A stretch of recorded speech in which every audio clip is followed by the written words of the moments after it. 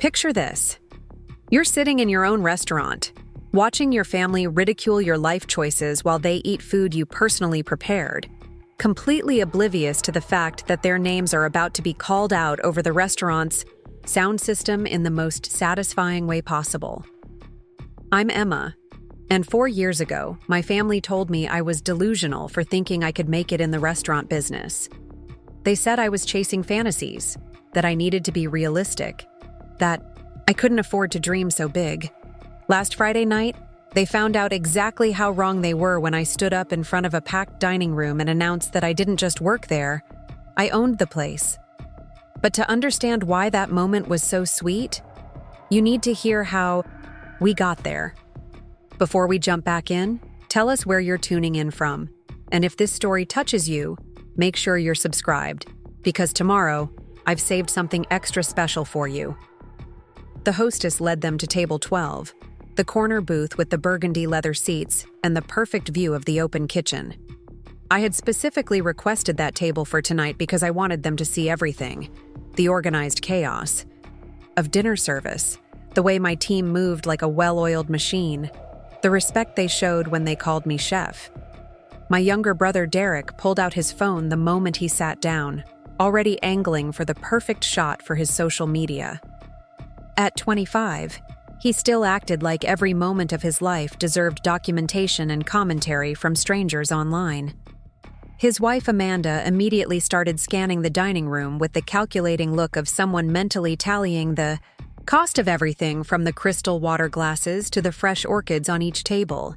My mother, Patricia, sat down with the careful movements of someone trying to look comfortable in an environment that felt foreign to her. She kept adjusting her cardigan and glancing around like she was afraid someone might ask her to leave.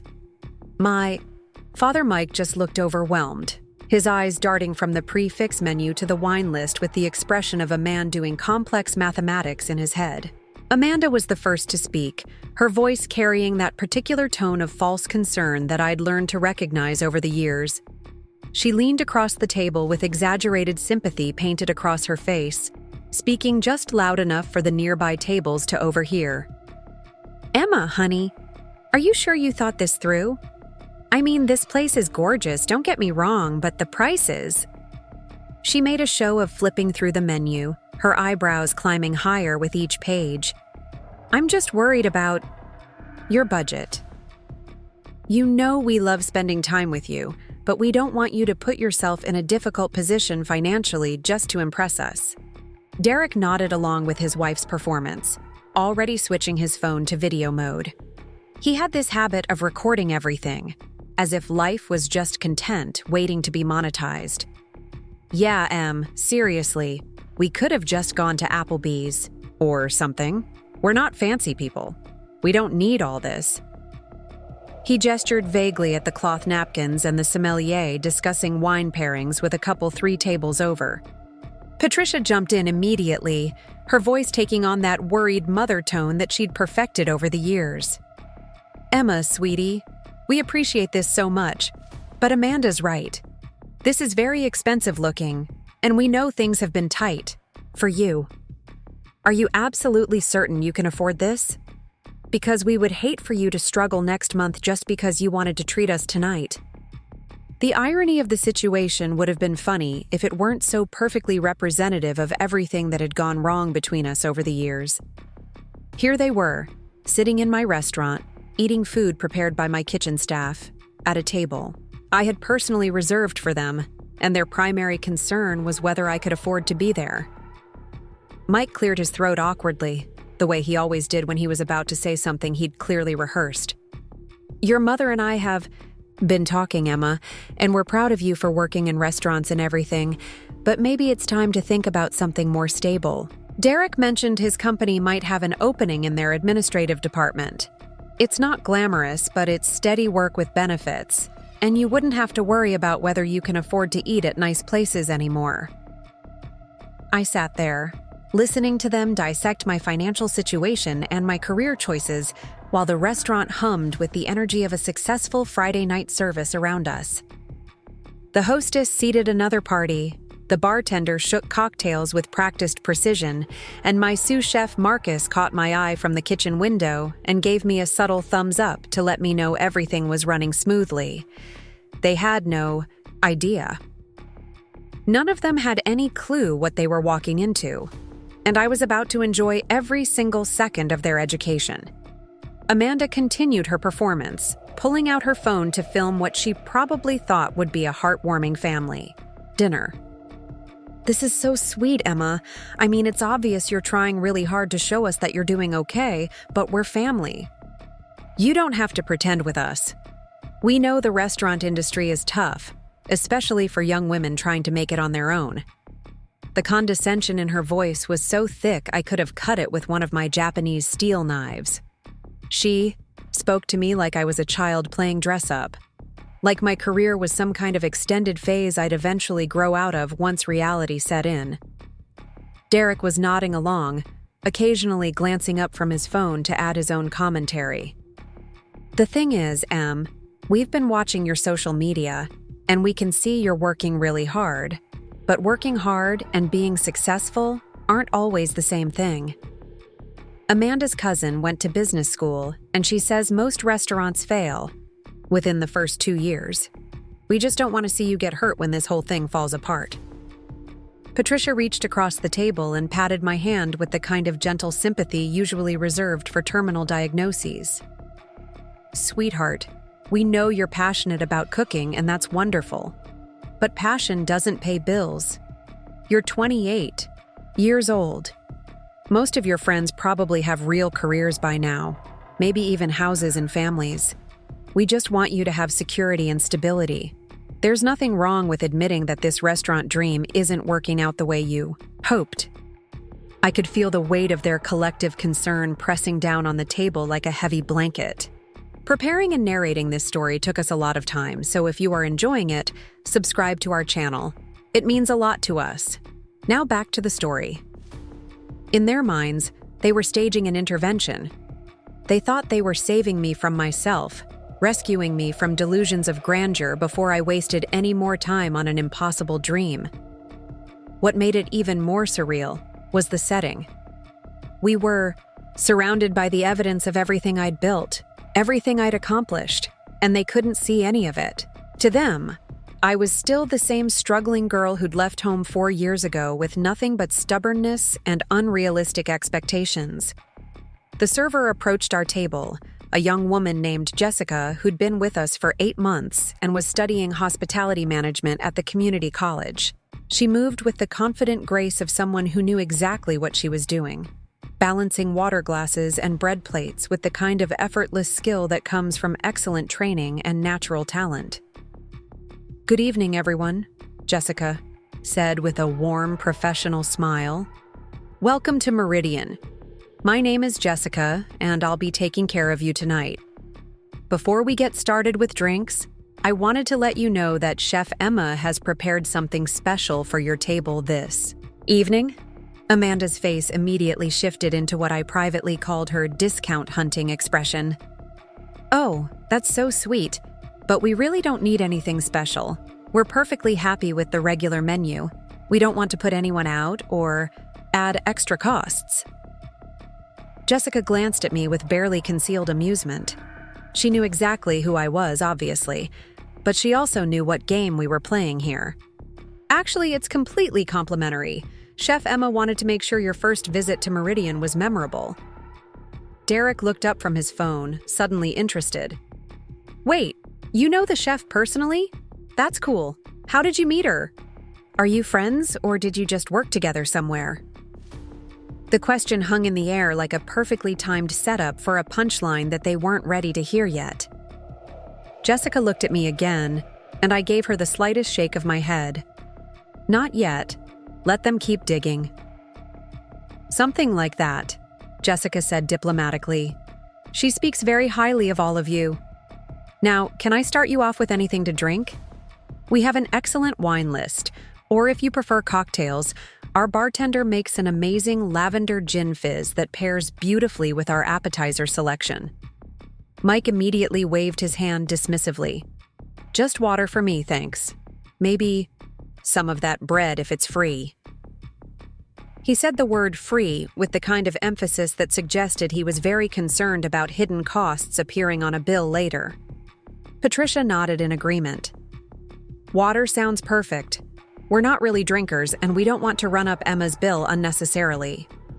I watched this interaction with a mixture of fascination and frustration. They were so determined to see me as someone who couldn't afford to be there that they were actively rejecting the hospitality I was trying to show them. In their minds, they were being considerate by keeping costs down, but in reality, they were insulting both me and my restaurant by treating us like a financial burden they needed to manage carefully. Amanda, however, had different ideas. "Actually, you know what? I think I will have a glass of wine. Something not too expensive, though. Emma, you don't mind, do you? I mean, it's been such a long week, and if we're celebrating your little restaurant job, we might as well do it right." The phrase "little restaurant job" hit exactly the way she intended it to. It was dismissive enough to sting, but delivered with enough sweetness to maintain plausible deniability. Amanda had perfected this particular skill over the years, the ability to deliver insults wrapped in concern and affection. Derek was back to filming, now narrating their experience for his followers. "So we're at this really fancy place with my sister Emma, who's been working in the restaurant business. It's definitely not our usual scene, but Emma insisted on treating us, which is really sweet. The staff seems to know her pretty well, which is cool. Maybe she's a regular customer or something." The assumptions were piling up like ingredients for a disaster. Every word out of their mouths was another piece of evidence of how completely they'd misunderstood my life, my work, and my success. They'd constructed this elaborate narrative where I was struggling to impress them, desperately trying to prove something by bringing them to a restaurant I clearly couldn't afford. And they were being gracious by playing along with my delusions. Jessica took their drink orders with professional composure, but I could see the wheels turning behind her eyes. She'd heard enough of this conversation to understand what was happening, and she was clearly enjoying the anticipation of what was coming next. After she left, Patricia leaned forward with that conspiratorial expression that meant she was about to share what she considered to be valuable wisdom. "Emma, sweetheart, I need to ask you something, and I want you to be honest with me. How much debt are you carrying right now? Credit cards, student loans, whatever. Because if you're struggling, we can help you figure out a plan to get back on your feet. But this," she gestured around the dining room, "this isn't sustainable if you're already behind on bills." The question caught me off guard, not because I wasn't expecting it, but because of how fundamentally wrong her assumption was. She was asking about my debt while sitting in a restaurant that I owned outright, that generated enough profit to employ 32 people full-time with benefits, that had been featured in 3 national publications in the past year alone. "I'm doing fine, Mom," I said simply, which was such a massive understatement that it bordered on comedy. Derek shook his head like I was a child trying to convince him that I hadn't broken a vase that was clearly in pieces on the floor. Come on, we're family. You don't have to pretend with us. Amanda and I have been talking, and we think you might benefit from some financial counseling. There are people who specialize in helping young people get out of debt and build realistic career paths." Amanda jumped in seamlessly, tag-teaming me with the practiced efficiency of people who'd clearly discussed this conversation beforehand. "The thing is, Emma, we've been doing some research about the restaurant industry, and the statistics are really scary. Most servers and kitchen workers don't have retirement savings, health insurance, or any kind of job security. We're worried about your future." I felt like I was watching a play where all the actors had forgotten their lines but were improvising anyway, creating an increasingly absurd performance that bore no resemblance to reality. They'd assigned me a role in their family drama, the struggling sister who needed saving, and they were so committed to that narrative that they couldn't see anything that contradicted it. The bread arrived, along with Amanda's wine and a small amuse-bouche that Marcus had prepared specifically for this table. It was one of our signature dishes, a delicate spoonful of butternut squash soup topped with crispy sage and a drizzle of truffle oil, presented on hand-forged ceramic spoons that had been featured in Food and Wine magazine 6 months earlier. Mike looked at the amuse-bouche suspiciously, like it might be some kind of trap. "What exactly is this? It's very small. Is this supposed to be the appetizer?" Jessica smiled patiently. "This is a gift from the kitchen. Just a small taste to welcome you to Meridian." The spoon is actually made by a local ceramic artist who creates all our serving pieces exclusively for us. Amanda picked up her spoon and examined it like she was appraising jewelry. "This is really pretty. I bet these cost a fortune.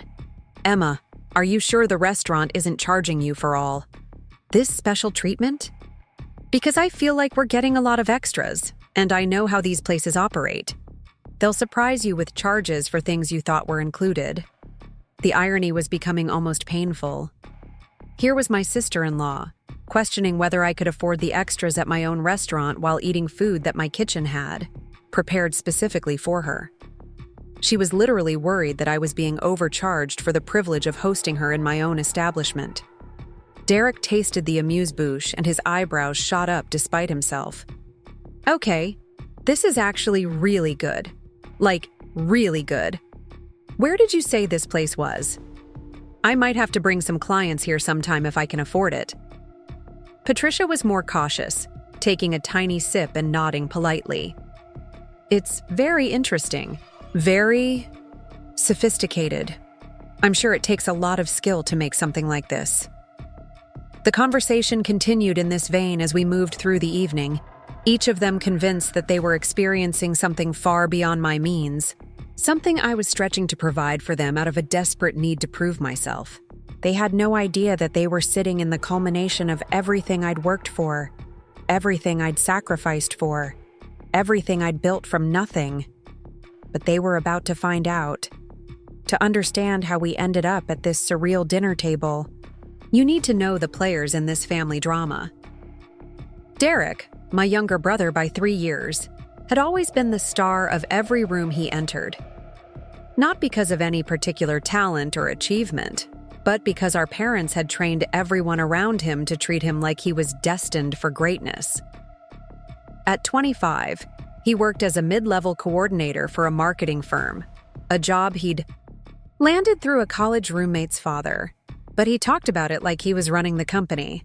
Derek had this way of speaking that made everything sound more important than it actually was. He could take a story about reorganizing office supplies and turn it into an epic tale of corporate strategy and innovation. Our parents ate it up, posting his every mundane accomplishment on social media, like he was curing diseases or negotiating peace treaties. When he got promoted to senior coordinator last year, Patricia threw him a celebration dinner and invited the entire extended family. His wife, Amanda, was a perfect match for his inflated sense of self-importance. She was 24, blonde, and had never worked a job that didn't involve taking photos of herself or selling products through social media affiliate links. She called herself an entrepreneur, but her primary business model seemed to involve convincing other women to buy overpriced skincare products while she posted inspirational quotes about female empowerment and financial independence. Amanda had mastered the art of the backhanded compliment and the concern troll. She could devastate someone's confidence while maintaining plausible deniability by framing her attacks as worry or helpful advice. She'd perfected this technique on her own family first, and when she married Derek, she'd turned those skills toward me with the enthusiasm of someone who'd found a new hobby. My mother, Patricia, was 53 and had spent the last 28 years of her life orbiting around Derek's needs and achievements. She worked part-time as a dental hygienist, a job she'd taken specifically because the hours allowed her to be available for Derek's school events, sports practices, and various crises. Even now that he was married and living in his own apartment, she still structured her schedule around his convenience. Patricia had this amazing ability to rewrite history in real time.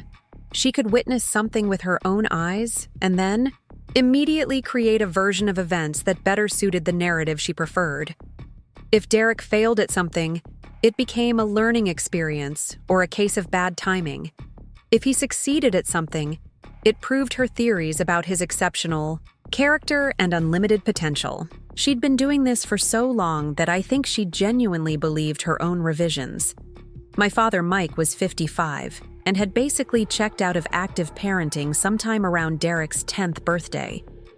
He worked as a maintenance supervisor for the county school district, a job that required him to be physically present but didn't demand much emotional investment.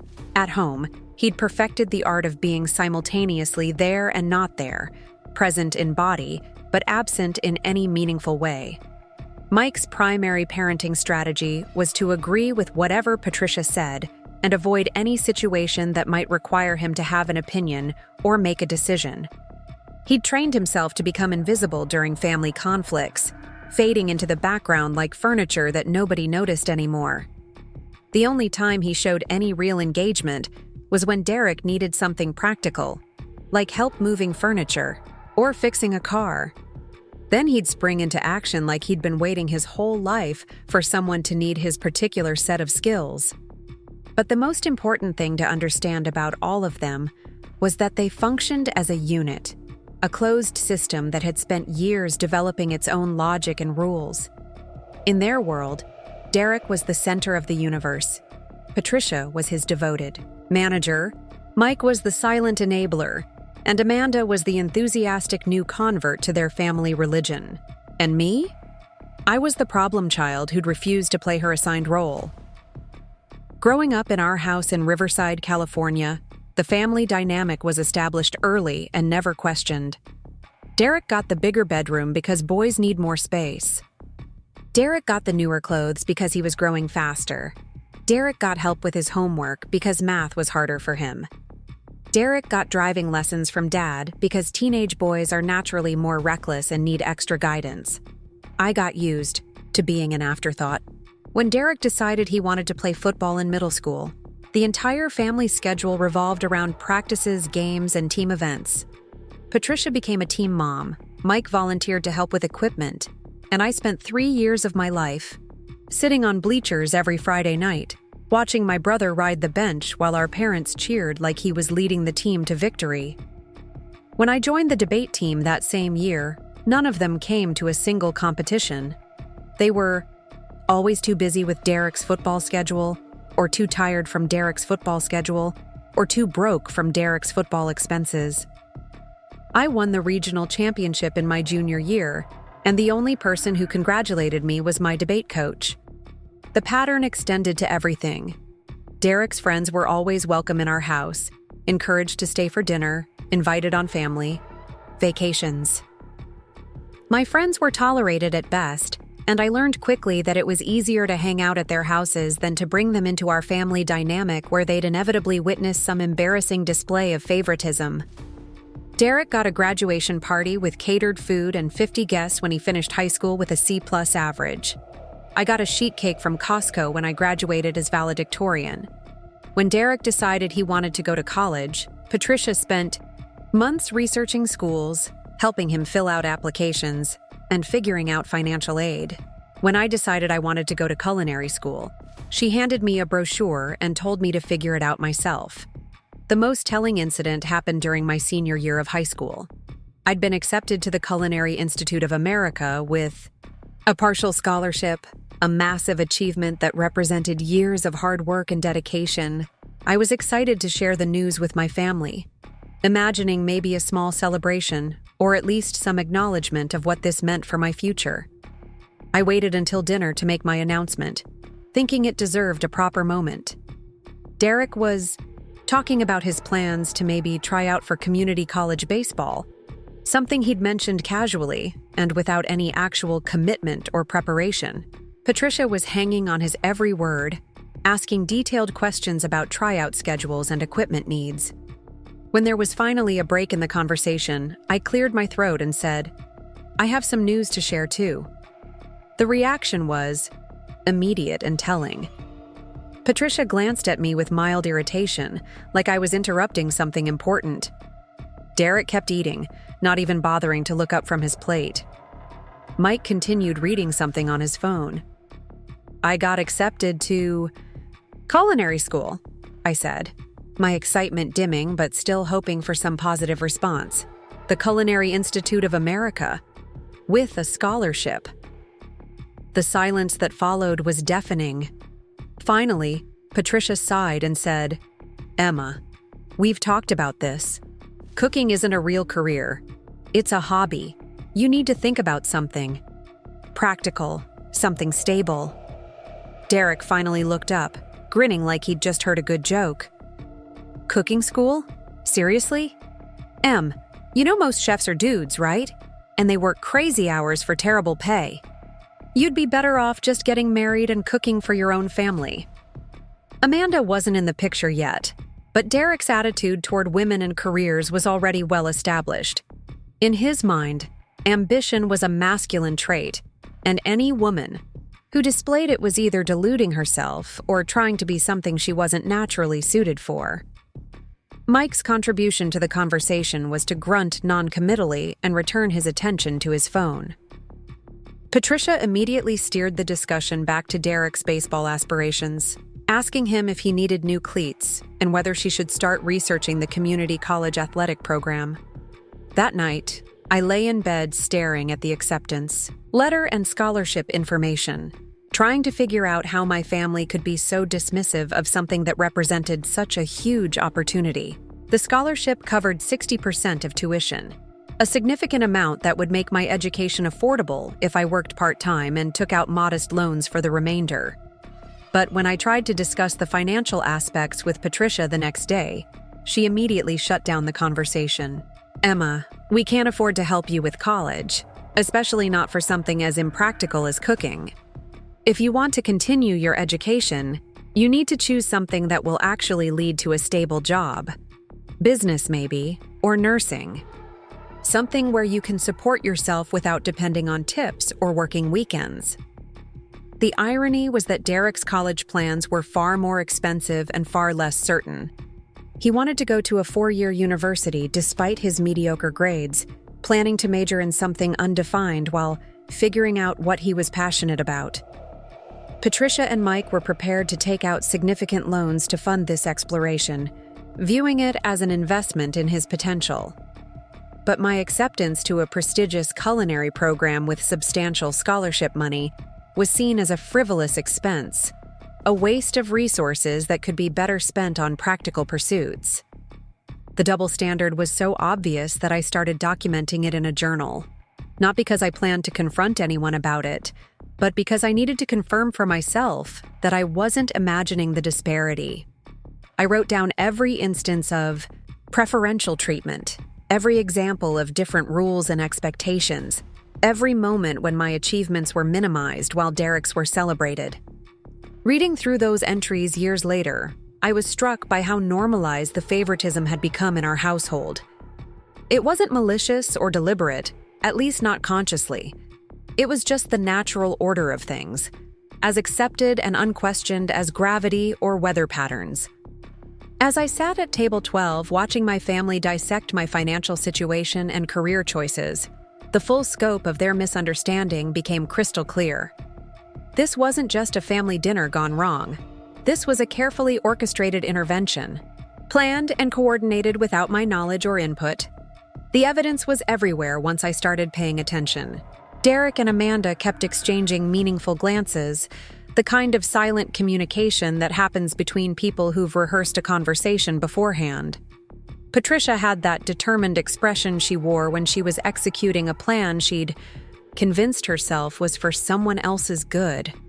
Even Mike seemed more engaged than usual, like he'd been assigned a specific role to play in whatever was about to unfold. Amanda was the first to reveal the true purpose of the evening, though she tried to ease into it gradually. She'd finished her wine and was now leaning forward with the expression of someone preparing to deliver difficult but necessary truth. "Emma, honey, we need to talk about something important," she began, her voice taking on that syrupy tone that always preceded her most devastating observations. "Derek and I have been really worried about you lately. We've been watching your social media posts, and we can see that you're working incredibly hard. but we're concerned that you might be. Well, struggling more than you're letting on. Derek nodded along, pulling up something on his phone that he'd clearly prepared for this moment. Yeah, we've been tracking your posts for the past few months, and there are some red flags that we think you should know about. The word tracking hit me like a slap.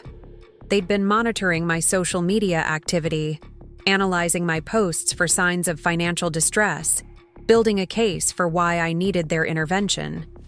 The level of presumption and condescension was breathtaking.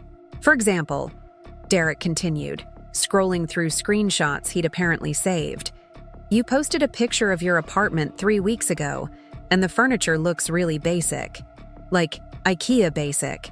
And last month you posted about working a double shift, which suggests that you're not making enough money from regular hours to pay your bills. Amanda jumped in seamlessly, clearly ready with her own evidence. And then there's tonight. Emma bringing us to a place like this, insisting on paying for everything. It feels like you're trying really hard to prove something. We're worried that you might be putting yourself in debt just to maintain an appearance of success.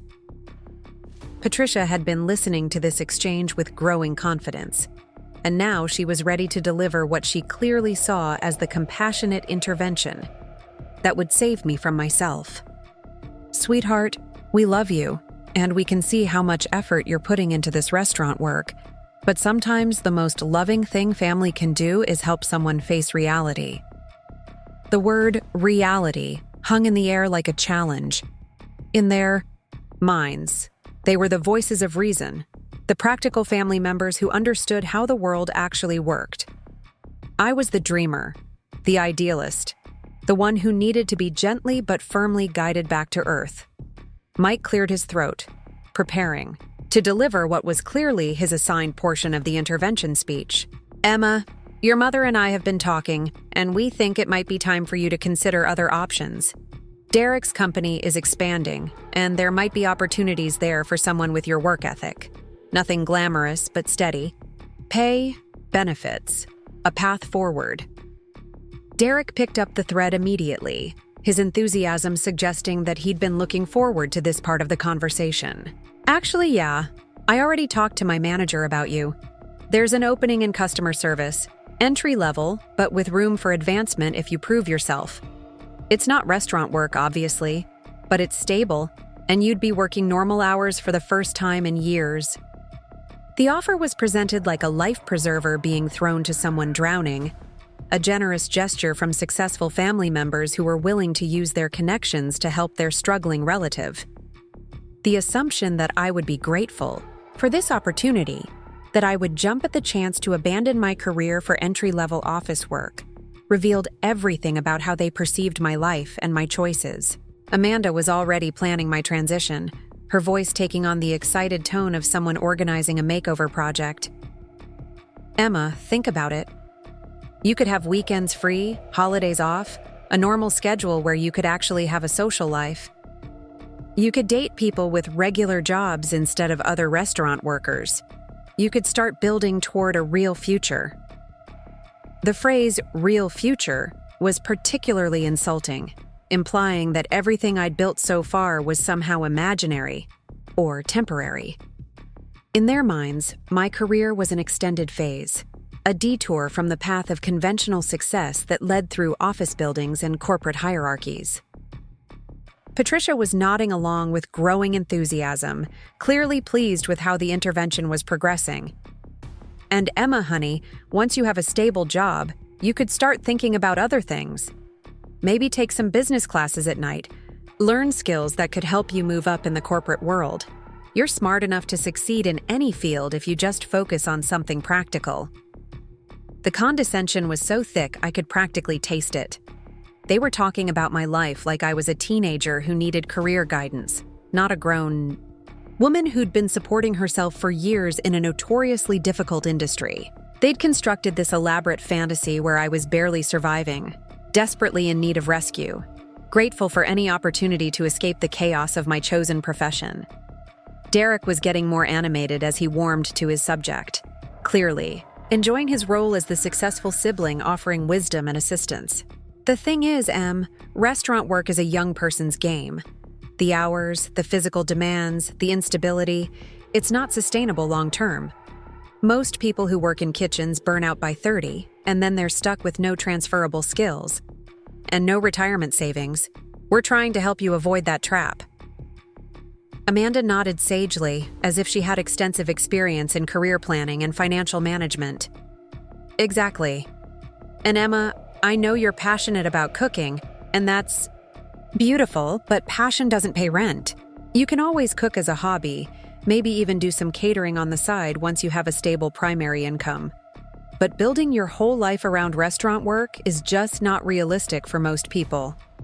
The irony of receiving career advice from someone whose primary job was posting sponsored content on Instagram was not lost on me, but I kept my expression neutral. They were so invested in their narrative of concern and helpfulness that any challenge to their assumptions would have been dismissed as defensiveness or denial.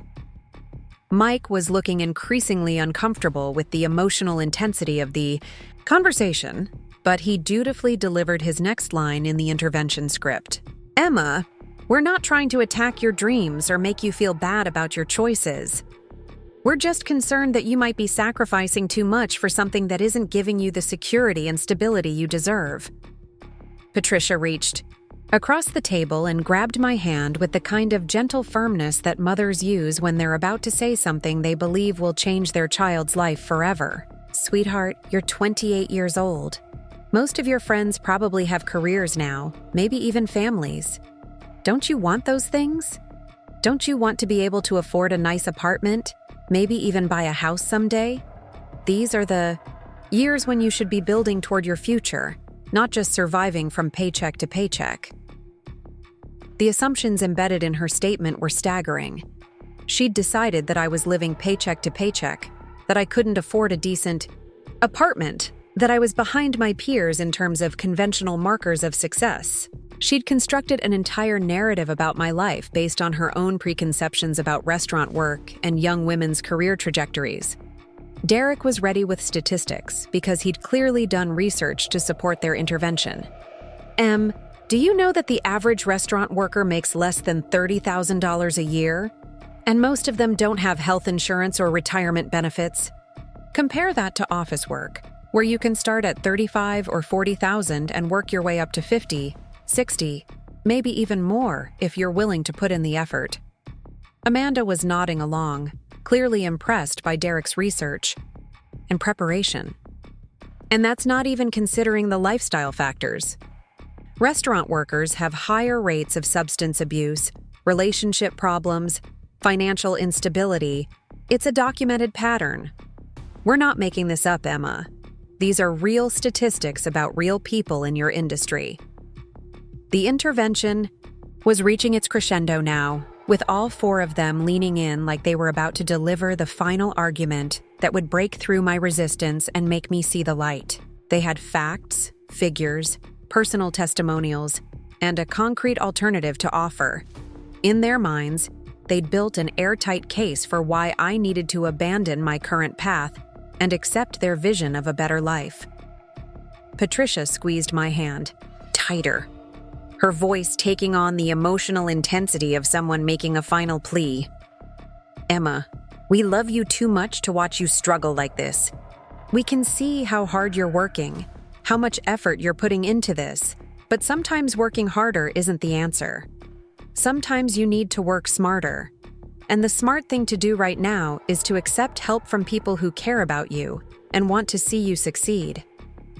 The beautiful thing about this moment was that they were absolutely right about one thing. I was about to receive help from people who cared about me and wanted to see me succeed. It just wasn't going to be them.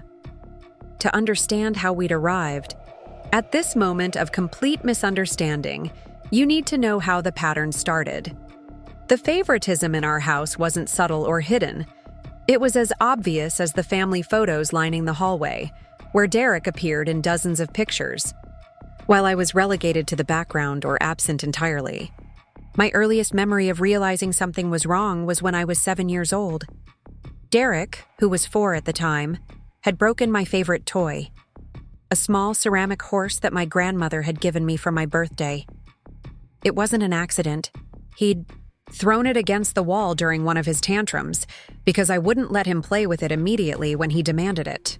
I remember standing in the living room, holding the pieces of my broken horse, crying because it had been special to me, and now it was ruined.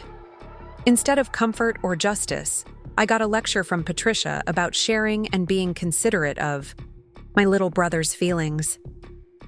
"Emma, honey, you need to understand that Derek is younger than you, and he doesn't always know how to express his emotions appropriately," she'd said, gathering up the ceramic fragments like evidence that needed to be disposed of quickly. "He didn't mean to break your toy.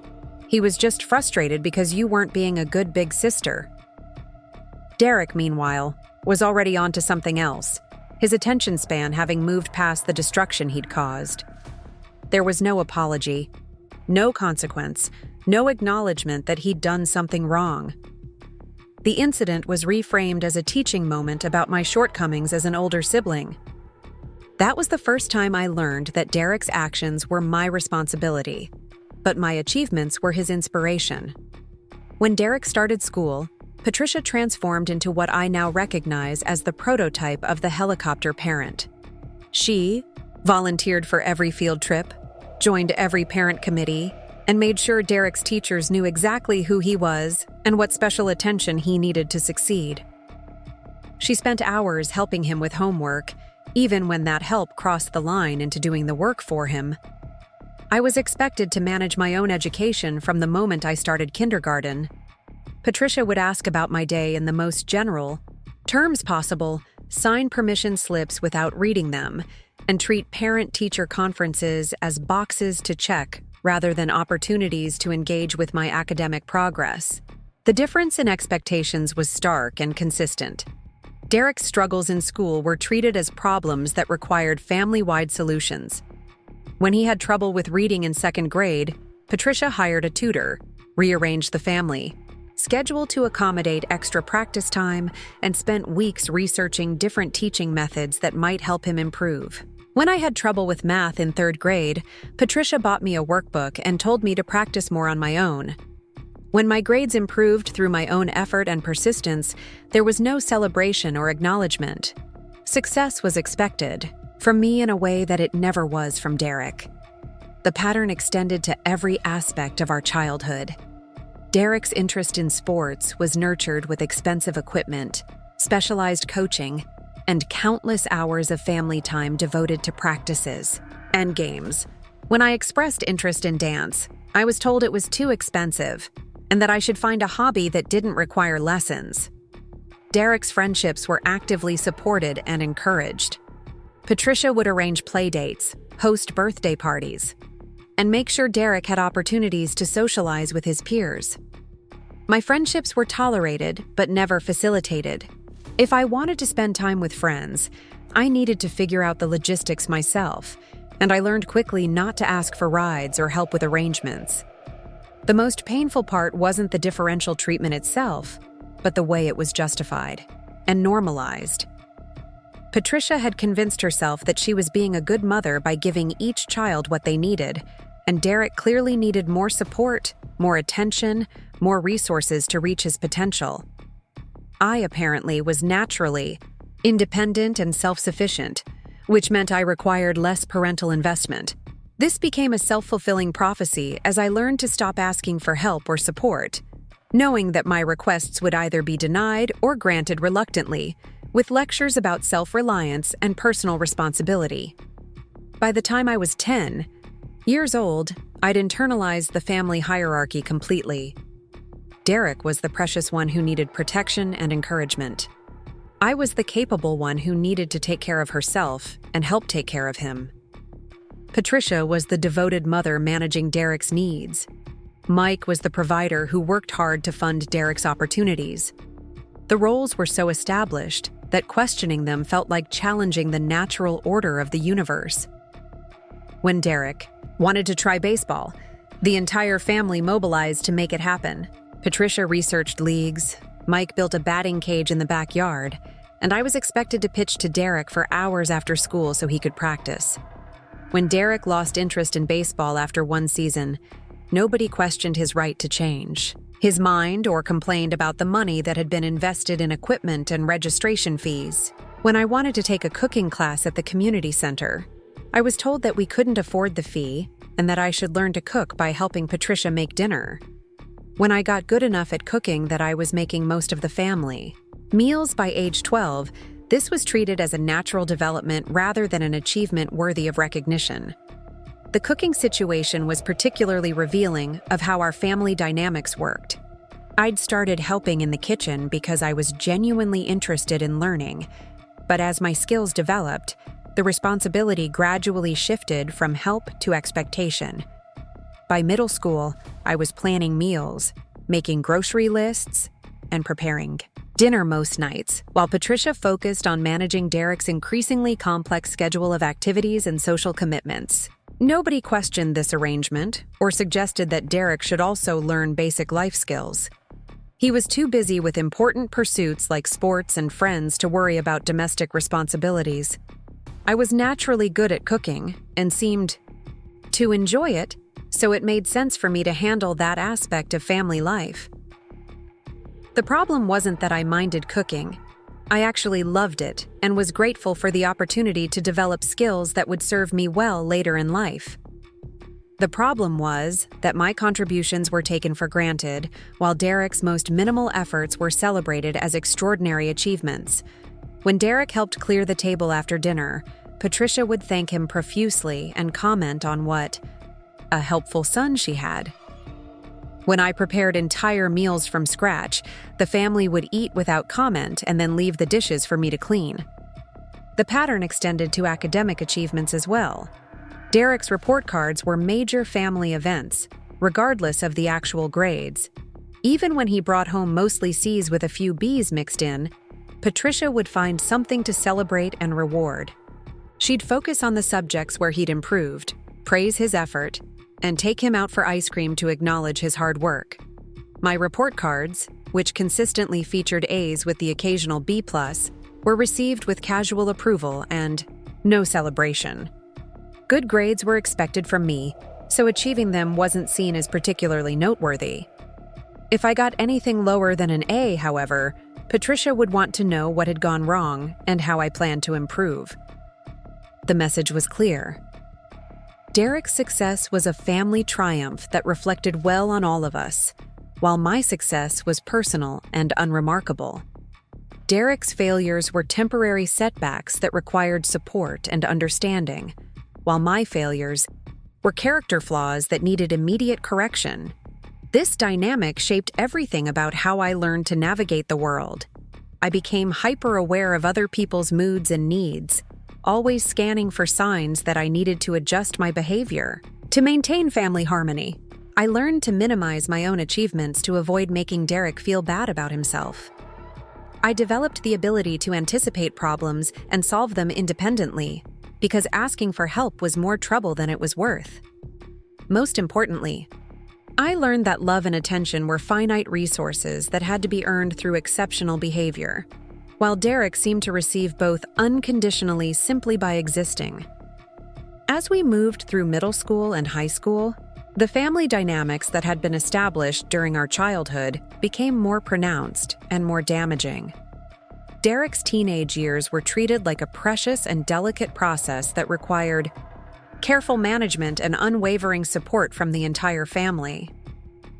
My teenage years were apparently something I was expected to navigate independently while continuing to fulfill my responsibilities as Derek's support system.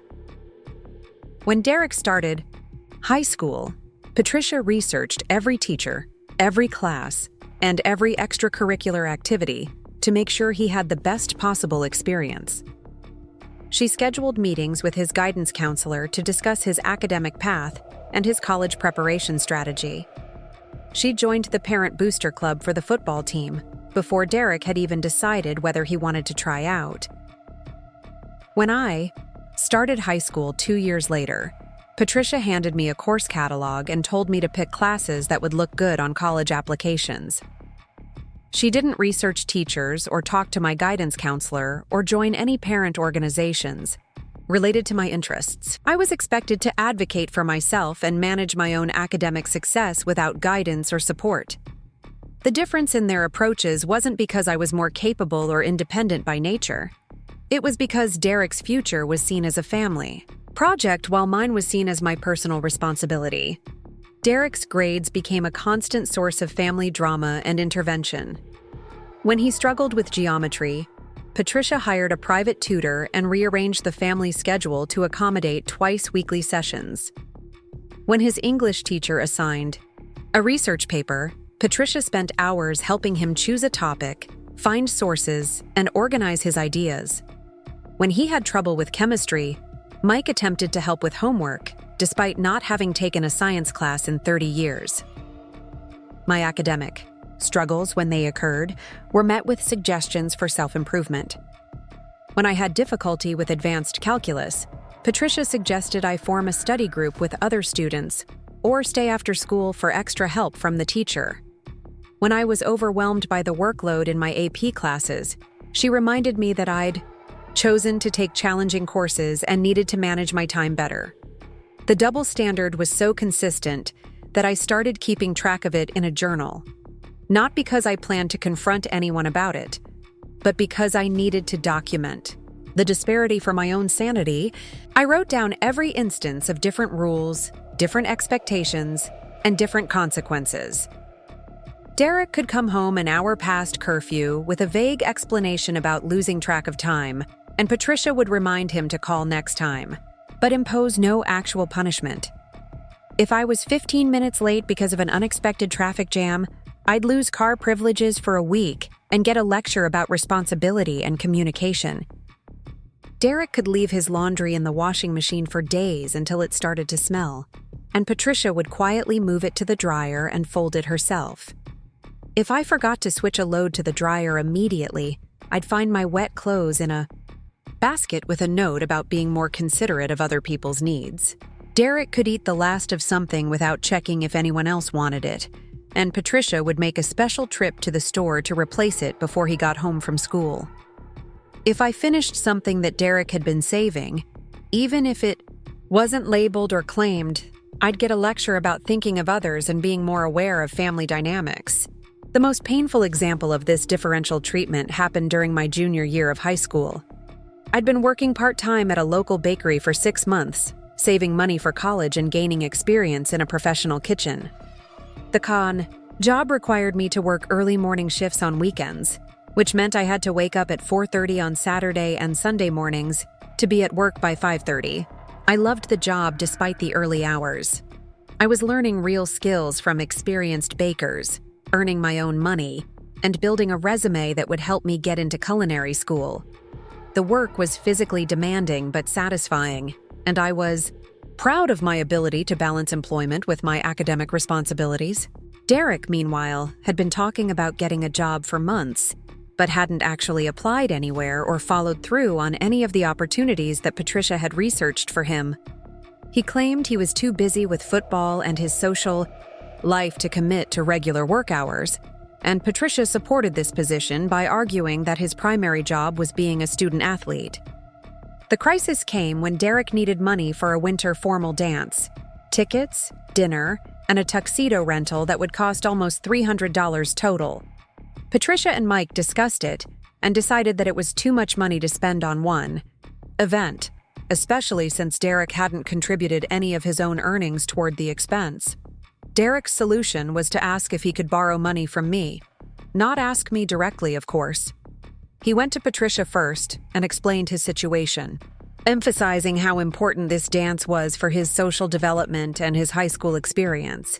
Patricia then approached me with what she presented as a family request rather than Derek's personal problem. "Emma, honey, your brother is in a bit of a bind," she said, cornering me in the kitchen while I was making dinner. "The winter formal is next weekend, and he really wants to go, but the expenses are more than we budgeted for. Since you've been working and saving money, we were hoping you might be able to help him out. Just as a loan, of course. He'll pay you back as soon as he gets a job." The request was so outrageous that I initially thought Patricia was joking. Derek had never had a job, had no concrete plans to get one, and had already demonstrated that he felt no urgency about earning his own money. The idea that he would suddenly become responsible enough to pay back a loan was laughable, but Patricia was completely serious, and she'd already positioned the request as a test of my character and family loyalty. Refusing to lend Derek money wasn't just declining to help with a dance, it was being selfish and unsupportive during his time of need. "How much money?" I asked, though I already knew the answer would be more than I wanted to lend and more than Derek would ever realistically be able to repay. $250, Patricia said, as if this was a reasonable amount for a 17-year-old to loan to her unemployed brother for a social event. "It sounds like a lot, I know, but Derek really has his heart set on this dance, and he's been working so hard at school and football. He deserves to have fun with his friends." The irony was that I'd been working hard too, harder than Derek, if we were being honest about academic performance and actual employment. But my hard work was expected and unremarkable, while his minimal efforts deserved reward and support. I told Patricia I'd think about it, which in family code meant I was being difficult and selfish, but might eventually come around to the right decision. Over the next few days, the pressure intensified. Derek started making comments about how much the dance meant to him and how disappointed he'd be if he couldn't go. Patricia mentioned repeatedly how generous it would be of me to help my brother during his time of need. Even Mike got involved, suggesting that family members should support each other and that I was in a position to make Derek's dreams come true. The manipulation was obvious but effective. By the end of the week, I felt like the villain in a story where Derek was the innocent victim of circumstances beyond his control. I was being painted as the selfish sister who had money but wouldn't share it, while Derek was the tragic figure whose high school experience might be ruined by financial constraints. I finally agreed to lend him the money, but I insisted on a written agreement with a repayment schedule. Derek would pay me back $50 a month for 5 months, starting as soon as he got a job. Patricia thought the written agreement was unnecessary and suggested that I was being overly formal about a family matter, but I insisted that loans required documentation, regardless of the relationship between borrower and lender. Derek never paid me back a single dollar. He went to the dance, had a wonderful time, and then immediately forgot about the debt. When I reminded him about the repayment schedule a month later, he claimed he was still looking for a job and would start paying me back as soon as he found one. When I brought it up again the following month, he acted like I was being petty and materialistic for focusing on money instead of family relationships. Patricia's position evolved from encouraging repayment to suggesting that I should forgive the debt as a generous gesture toward my brother. The loan became a gift through family pressure and redefinition, and my attempts to collect what I was owed were reframed as greedy and unforgiving behavior. This incident taught me everything I needed to know about how resources flowed in our family. Derek's wants became family emergencies that required collective solutions. My needs were personal problems that I was expected to solve independently. Derek's failures were temporary setbacks that deserved patience and support. My successes were unremarkable achievements that generated no celebration or acknowledgement. Most importantly, I learned that questioning this system or advocating for fair treatment would result in being labeled as selfish, difficult, and lacking in family loyalty. The dysfunction was so normalized that pointing it out was seen as creating problems rather than identifying them. The final straw came during the spring of my senior year, 3 months before graduation. I'd been accepted to the Culinary Institute of America with a partial scholarship that would cover almost 60% of my tuition. This was a huge achievement, the result of years of hard work, exceptional grades, and a portfolio of recipes and cooking experiences that had impressed the admissions committee. I'd been planning to share the news with my family over dinner, imagining that maybe this time would be different. Maybe this accomplishment was significant enough to break through their indifference and earn some recognition or celebration.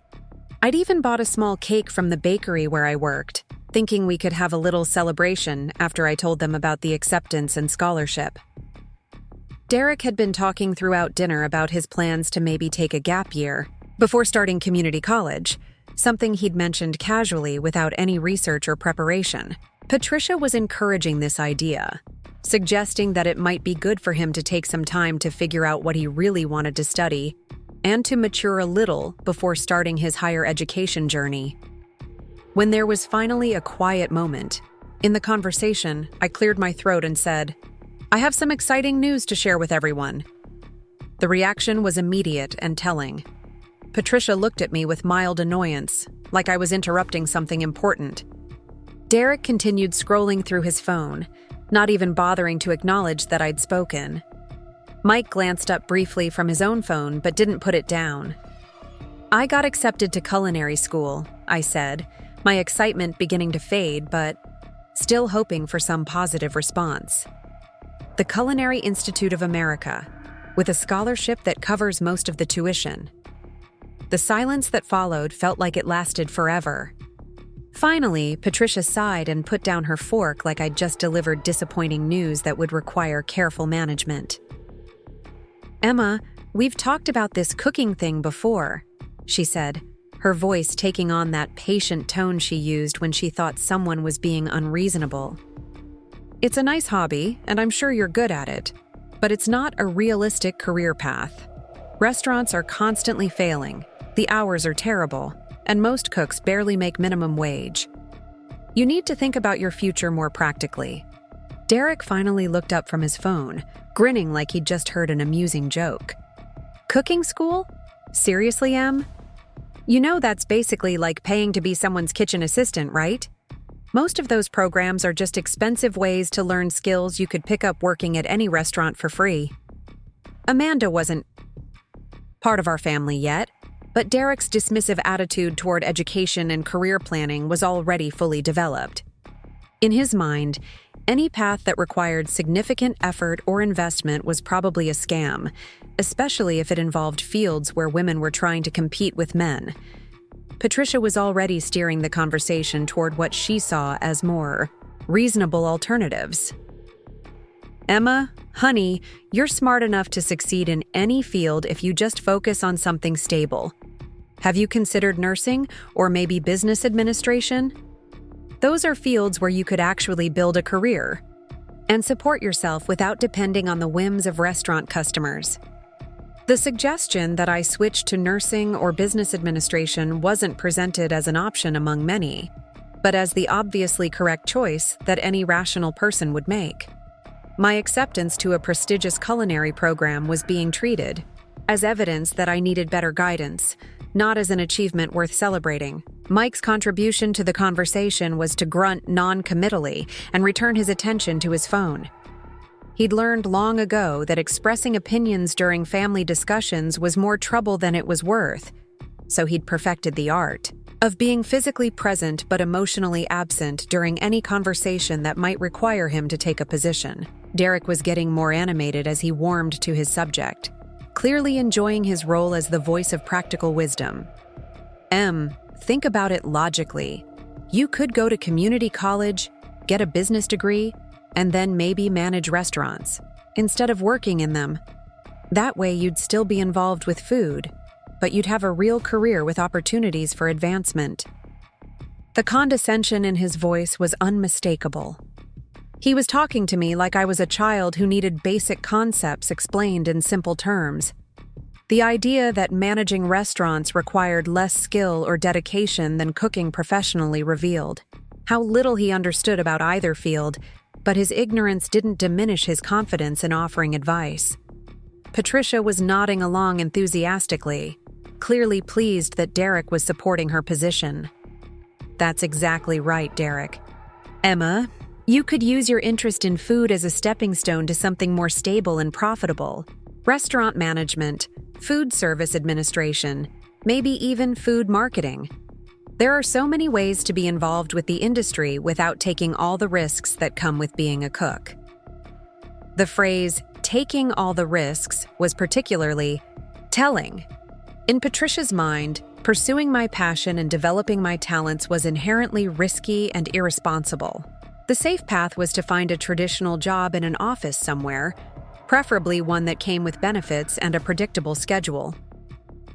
I tried to explain the significance of the scholarship, the competitiveness of the program, and the career opportunities that would be available to graduates.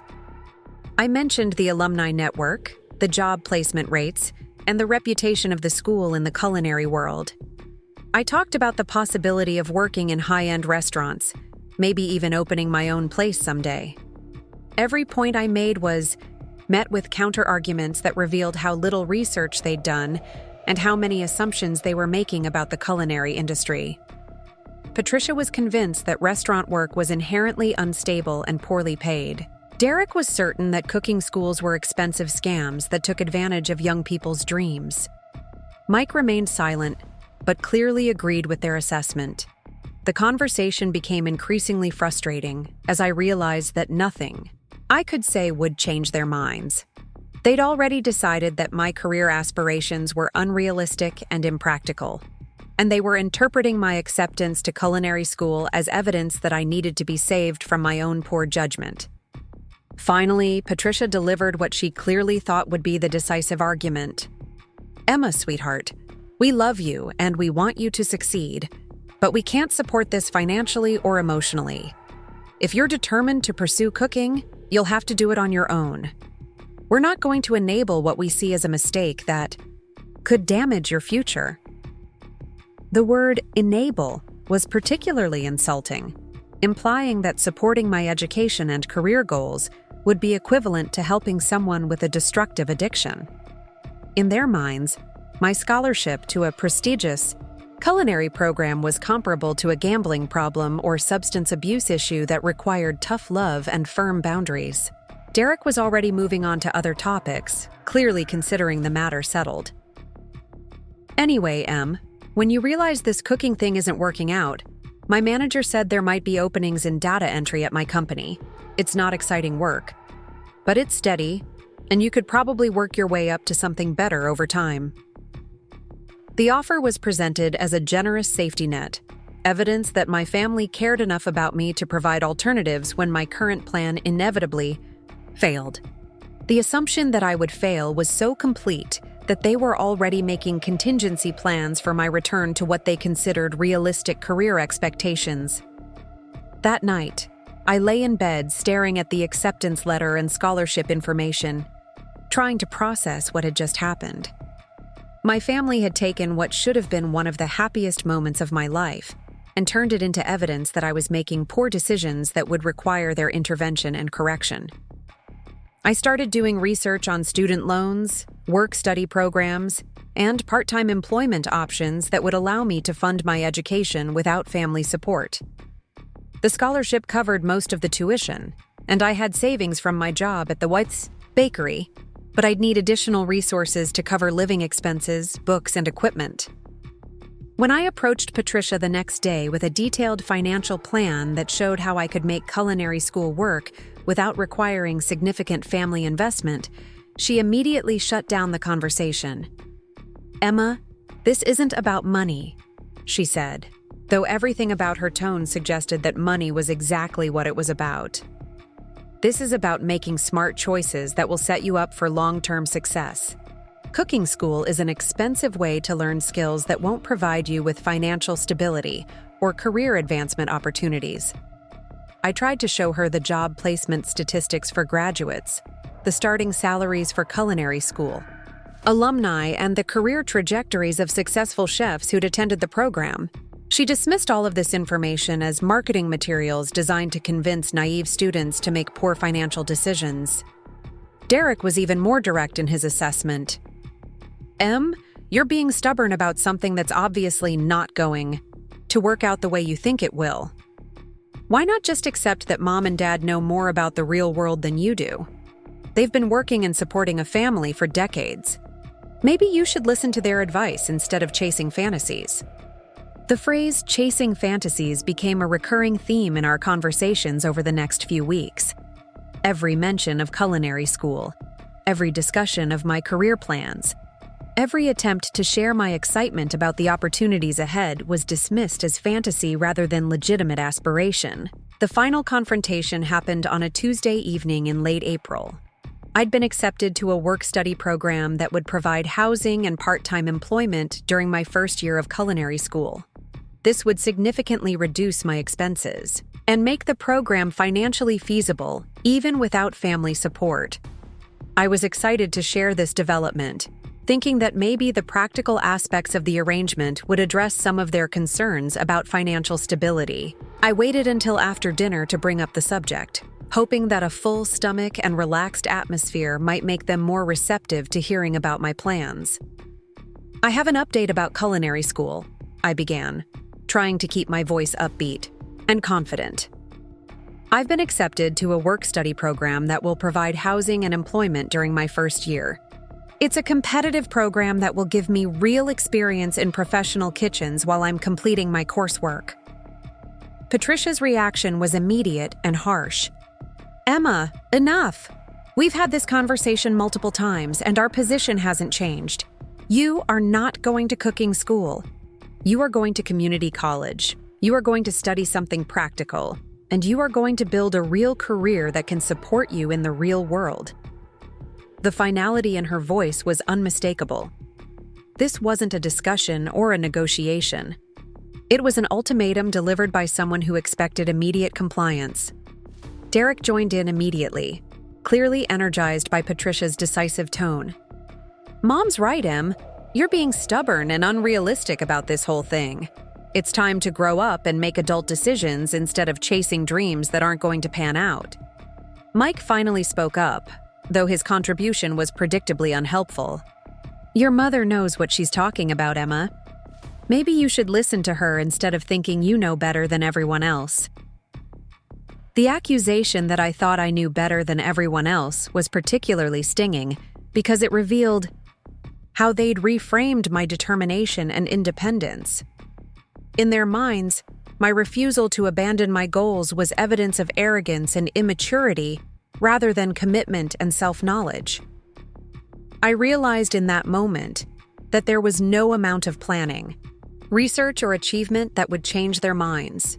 They'd decided that my career aspirations were inherently wrong, and they were going to oppose them regardless of how well I prepared or how many obstacles I overcame.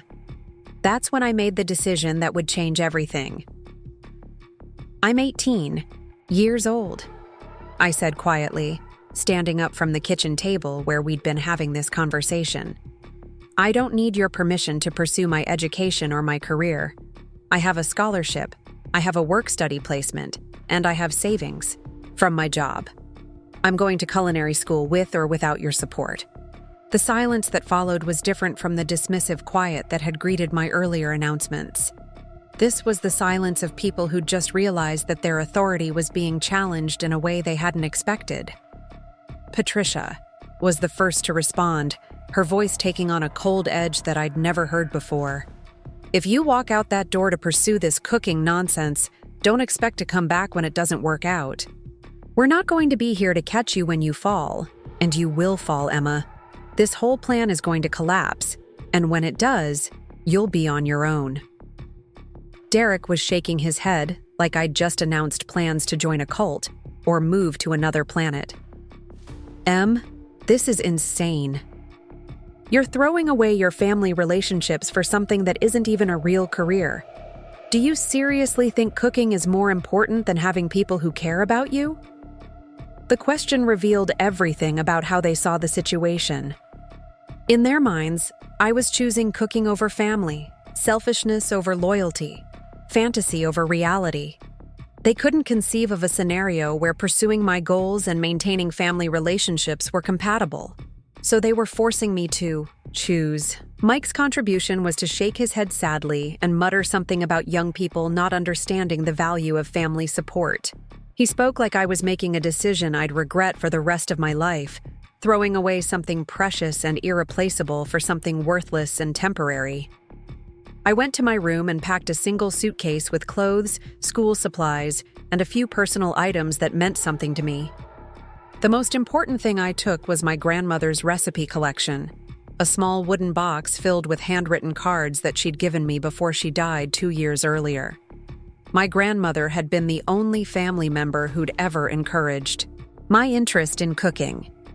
She'd taught me basic techniques, shared family recipes, and told me stories about working in restaurant kitchens during the 1950s and 60s, when it was even more unusual for women to pursue culinary careers. "Cooking is love made visible," she used to say. "Don't let anyone tell you it's not important work." Taking her recipe box felt like carrying her blessing with me as I left behind everything else I'd known. Patricia was waiting in the living room when I came downstairs with my suitcase.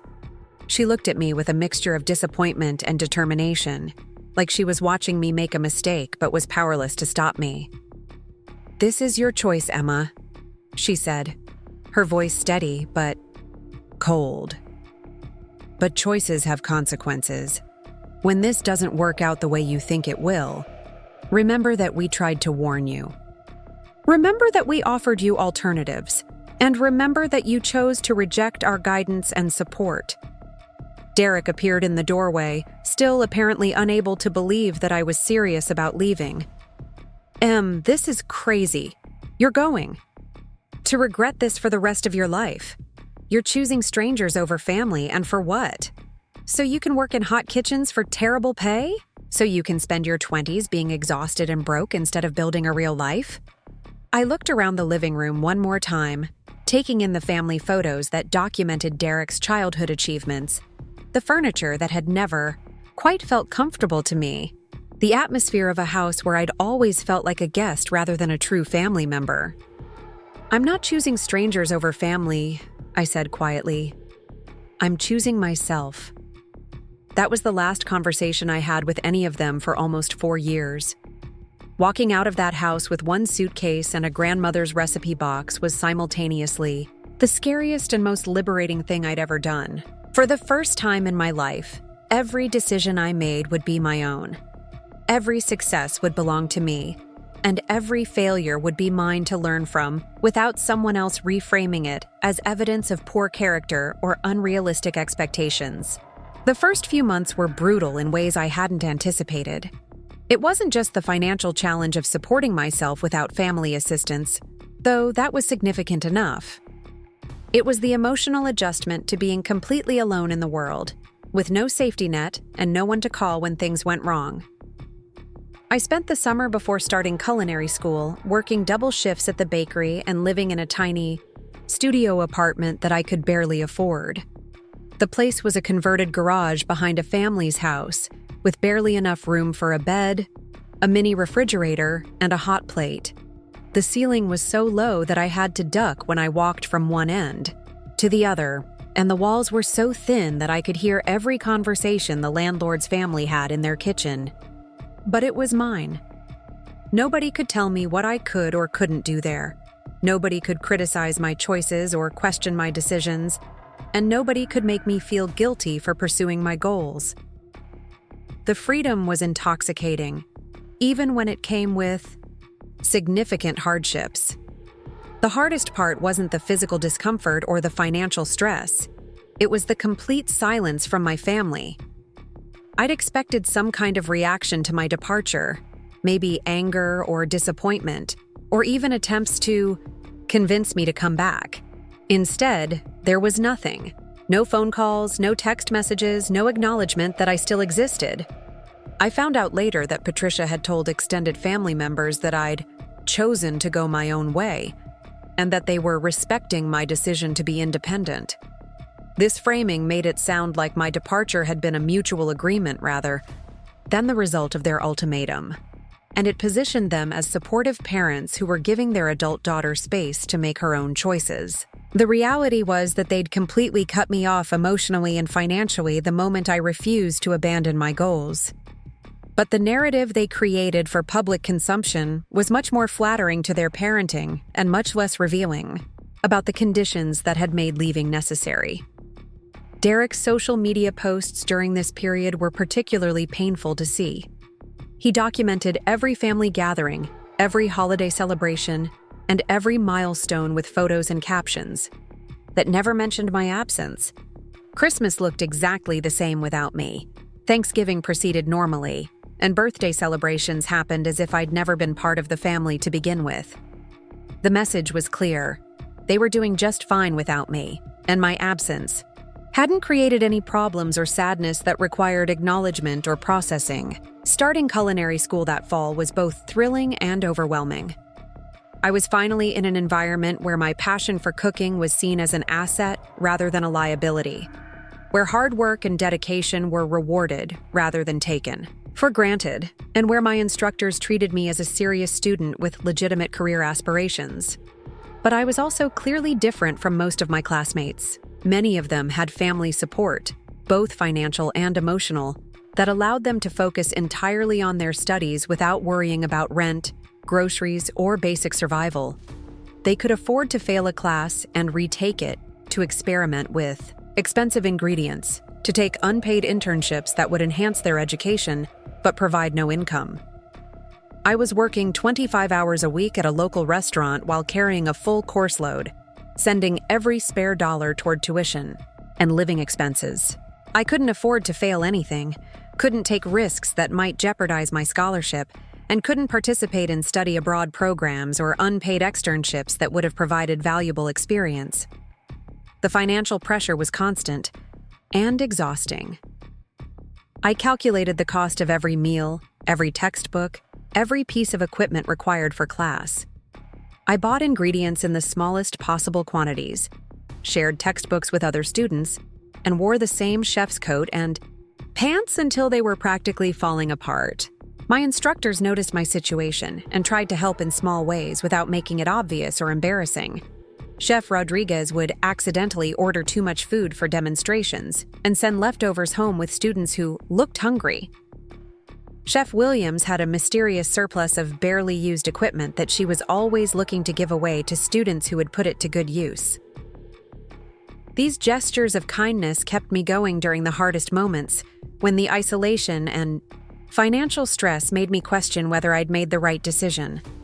Having adults who believed in my potential and wanted to see me succeed was a completely new experience, and it gradually began to heal some of the damage that years of family dismissal had created. But the isolation from my family remained a constant ache. Holidays were particularly difficult, not because I missed the actual celebrations, which had never been particularly warm or inclusive, but because they represented the complete severing of connection to anyone who'd known me as a child. I started creating my own traditions and rituals to mark important occasions.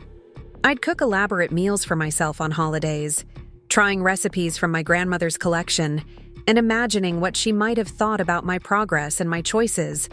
I'd buy myself small gifts for good grades or successful practical exams, acknowledging achievements that no one else was there to celebrate.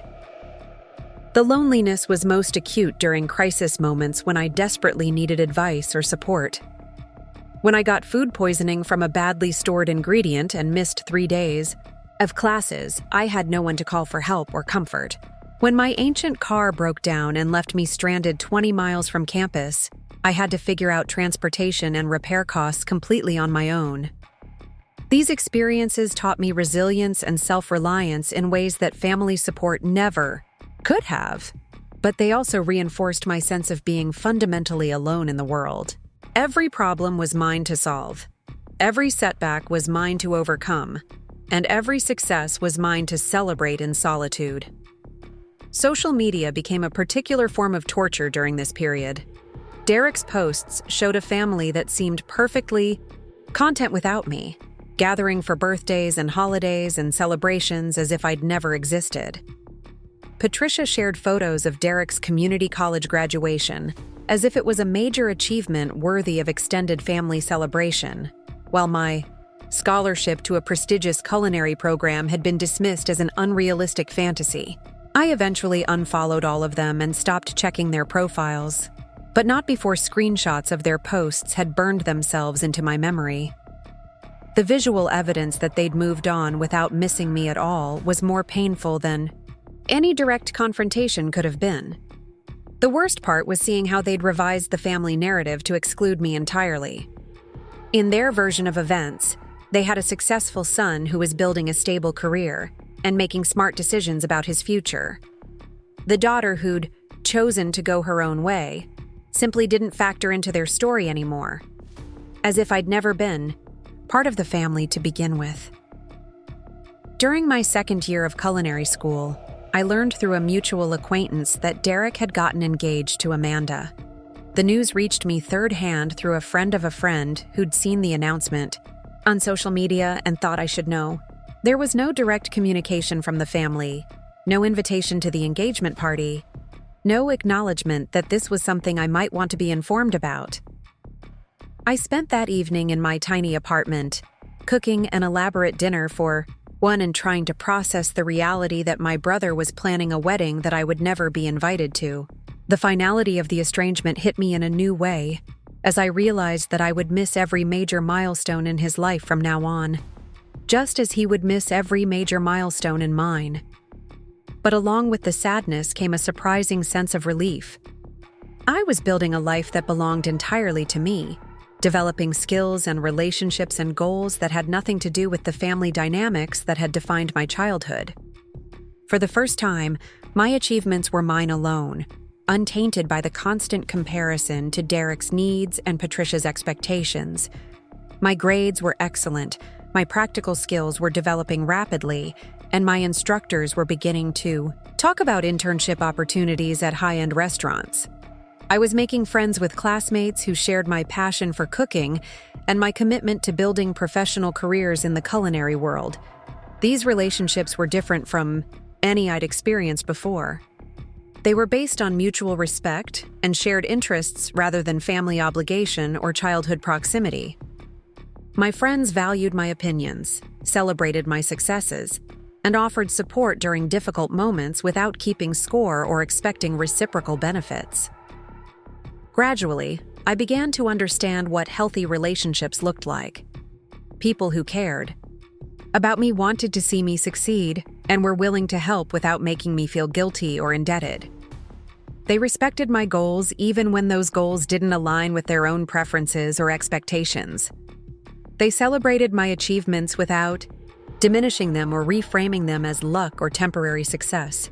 By my third year of culinary school, the isolation that had initially felt like punishment began to feel like freedom. I was no longer waiting for my family to recognize my worth or validate my choices. I was building my own life according to my own values, and the approval of people who'd never understood or supported me became increasingly irrelevant. The silence from home continued, but it no longer felt like rejection. It felt like the natural consequence of incompatible values and priorities. They wanted a daughter who would conform to their expectations and make choices that aligned with their vision of success. I wanted to pursue my passion and build a career that utilized my talents and interests. Since those two things were mutually exclusive, separation was the only viable solution. Everything I'd built came crashing down during the spring of my final year in culinary school. It started with my car, a 15-year-old Honda that had been held together by hope and creative mechanical solutions for longer than anyone had a right to expect. The transmission failed on a Tuesday morning while I was driving to my externship at a high-end restaurant downtown, leaving me stranded on the side of the highway with a repair estimate that exceeded the car's total value. Public transportation in our area was limited and unreliable, especially for the early morning and late evening shifts that restaurant work required. Without a car, I couldn't get to my externship, couldn't work my weekend shifts at the catering company that provided most of my income, and couldn't even get to campus consistently for my remaining classes. The timing couldn't have been worse. I was 3 months away from graduation, with a solid GPA and excellent recommendations from my instructors. Several restaurants had expressed interest in hiring me once I completed my degree, and I'd been building a professional network that could support my career goals after graduation. But none of that mattered if I couldn't finish the program. I spent the first week after my car died trying to patch together transportation solutions that would allow me to continue with my normal schedule. I borrowed cars from classmates when possible, took expensive Uber rides when necessary, and walked or biked whenever the distance was manageable. The logistics were exhausting and the costs were unsustainable, but I was determined to make it work without asking for help. The second week brought additional challenges. My laptop, which had been showing signs of age and overuse for months, finally gave up completely. The hard drive crashed, taking with it all of my class notes, recipe collections, and the portfolio of work I'd been building throughout my time in school. The laptop was essential for completing research projects, writing papers, and maintaining the professional portfolio that would be crucial for job applications after graduation.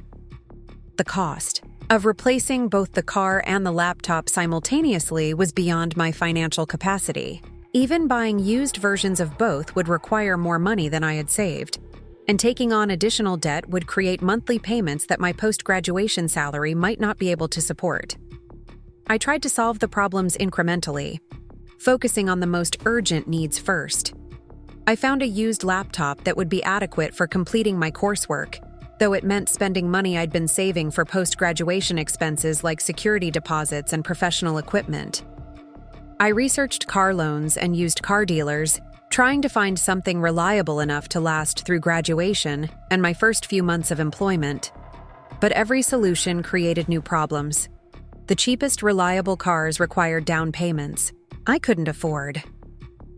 The car loans I qualified for had interest rates that would make the monthly payments unmanageable on an entry-level cook's salary. The used cars I could afford outright were so unreliable that they'd probably create more problems than they solved. By the third week, I was falling behind in my coursework and missing shifts at my part-time job.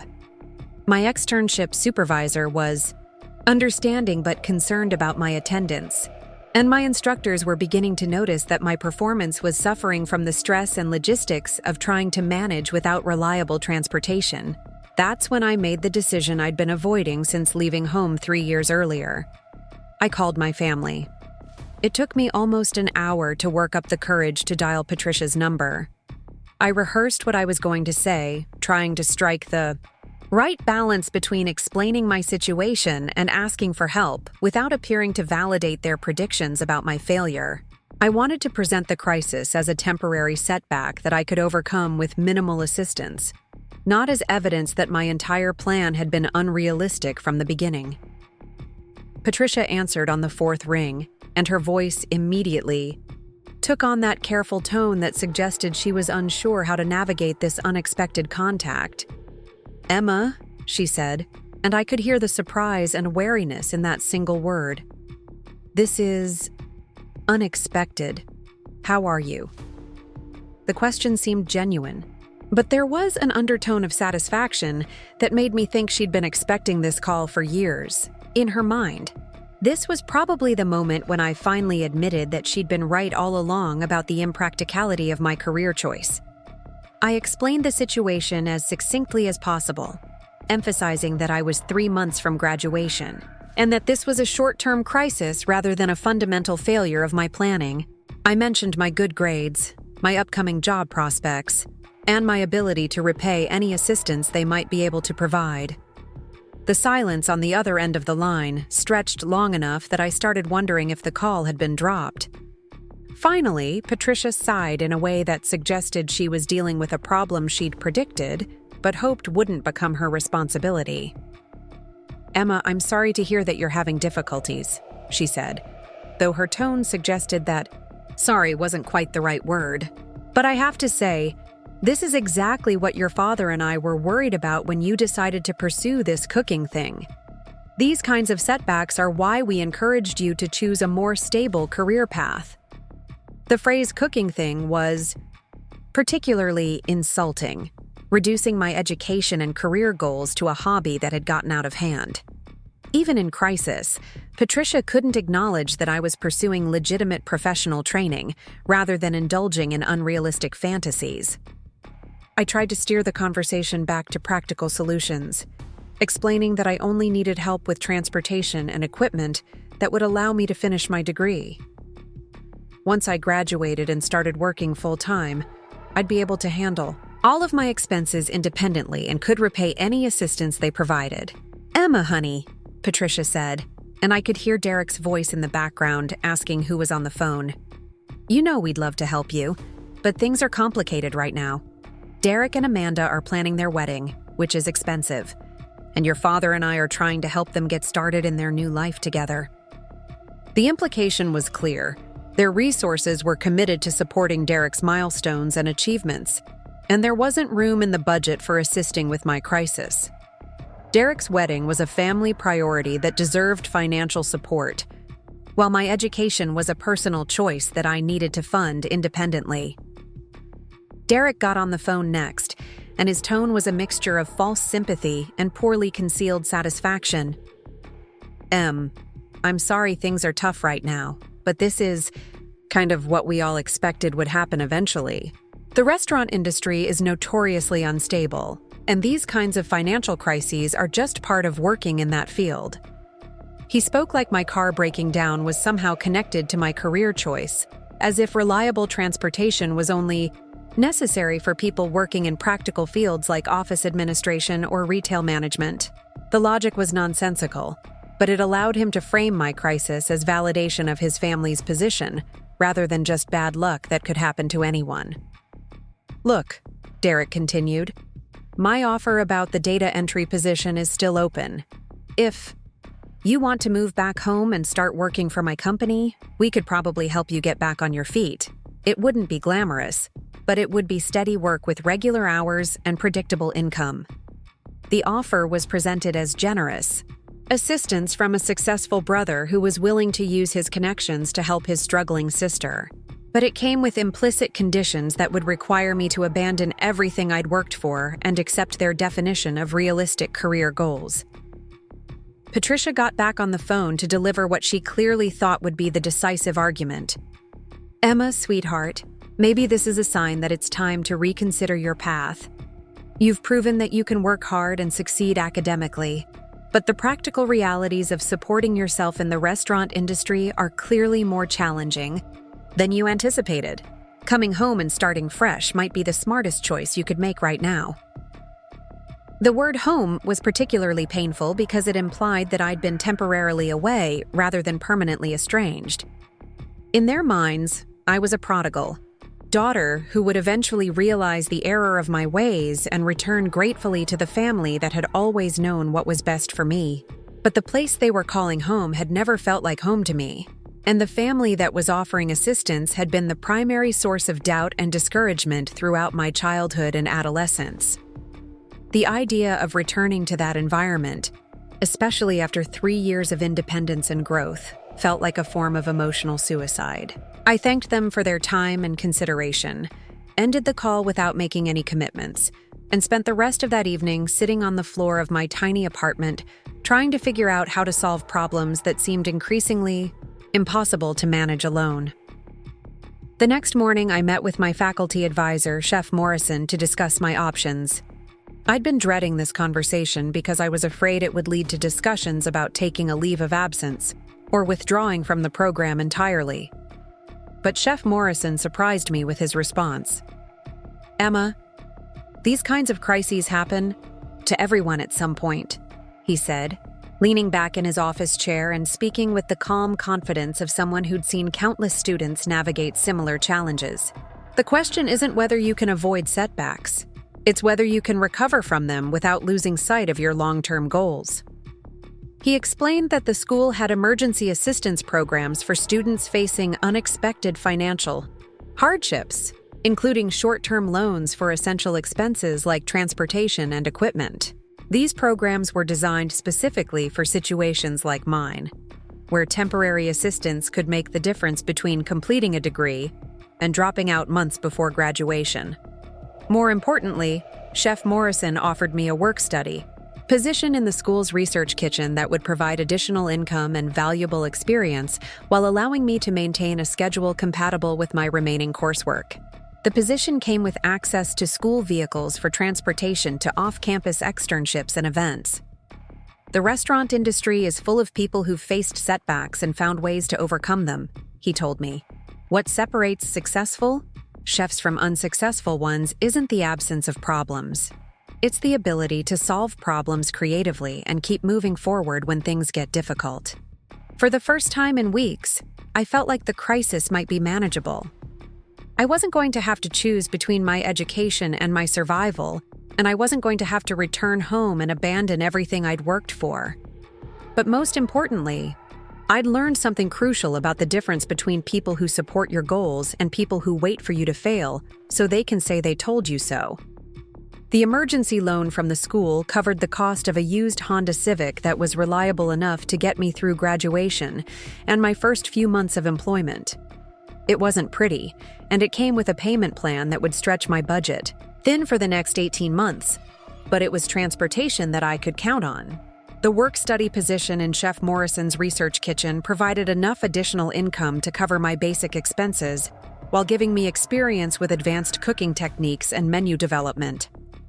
Those final 3 months of culinary school were simultaneously the most challenging and most rewarding of my education. Working in the research kitchen meant long days that started at 5 in the morning and often didn't end until after 10 at night, but it also meant learning from Chef Morrison in a way that most students never experienced. The research kitchen was where the school developed new curriculum, tested experimental cooking methods, and created dishes for special events and catering contracts. As Chef Morrison's assistant, I was involved in every aspect of this process, from initial concept development to final plating and presentation. I learned how to calculate food costs for complex menus, how to scale recipes for large events, and how to manage kitchen operations during high-pressure service periods. More importantly, I learned how to think like a chef, rather than just cook, like one. Chef Morrison taught me to consider every element of a dining experience, from the initial visual presentation to the final aftertaste, and to understand how individual dishes worked together to create a cohesive culinary narrative. Cooking is chemistry, but dining is theater, he told me one evening as we were preparing a 7-course tasting menu for a visiting group of food critics. Anyone can learn to execute recipes properly, but creating memorable experiences requires understanding psychology, aesthetics, and storytelling in addition to technique. The work was exhausting, but exhilarating. I was finally in an environment where my dedication and attention to detail were not just appreciated, but essential to success. Every day brought new challenges that required creative problem-solving and rapid adaptation, skills that I'd been developing my entire life without realizing their professional value. My externship placement was at Meridian, an upscale restaurant in downtown Sacramento that specialized in contemporary American cuisine with French influences. The executive chef, Laurent Dubois, was a James Beard Award nominee who'd trained in Lyon before moving to California to open his own restaurant. Working in his kitchen was like attending a masterclass in professional cooking every single day.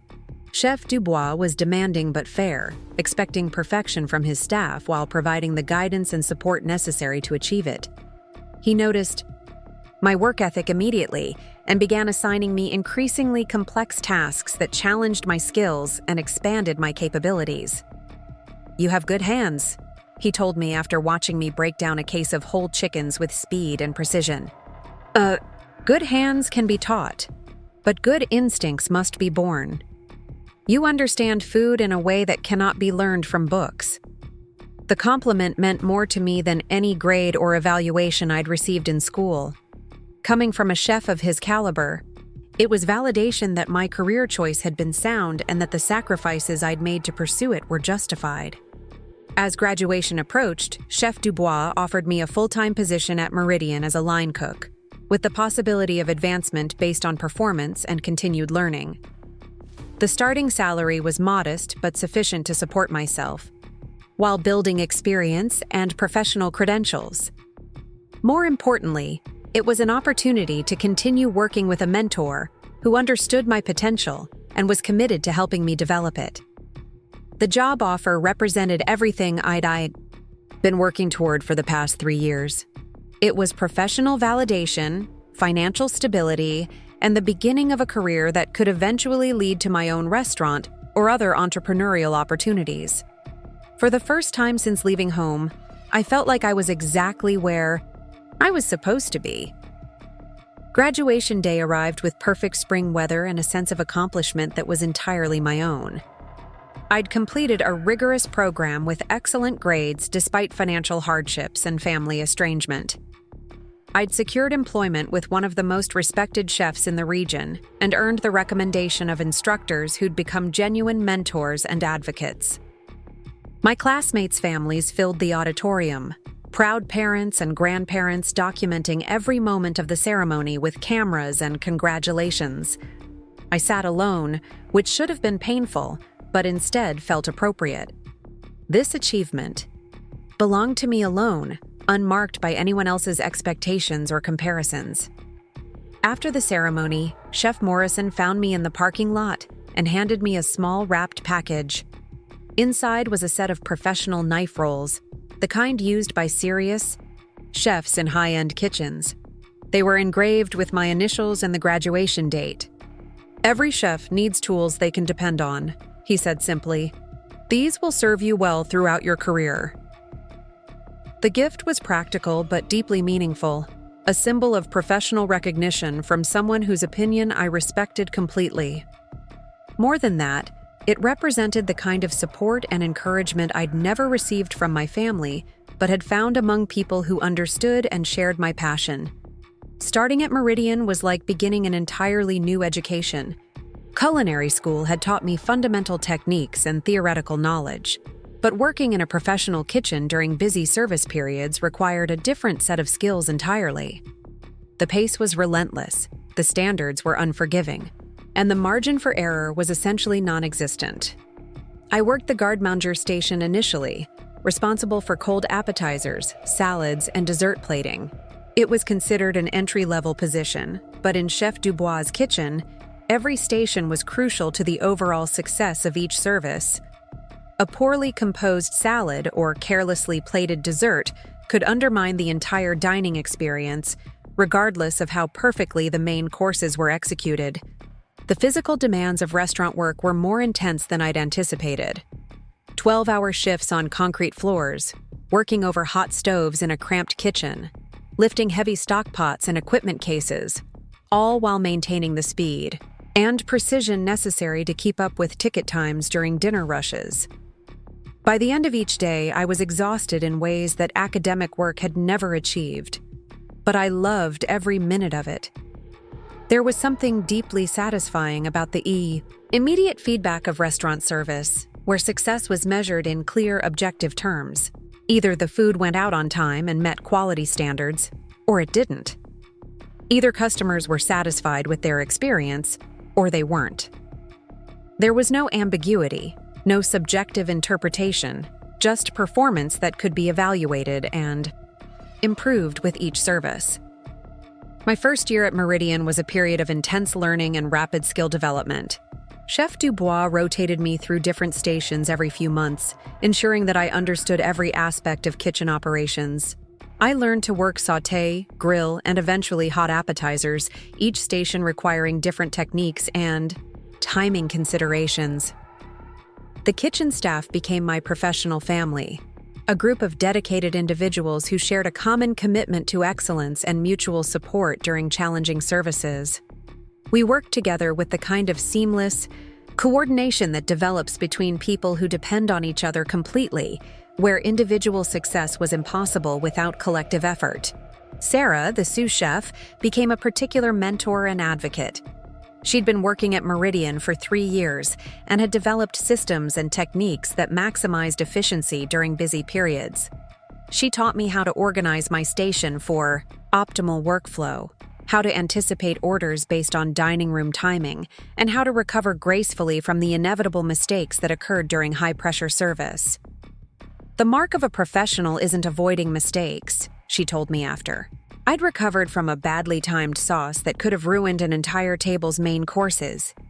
It's solving problems quickly enough that customers never know anything went wrong.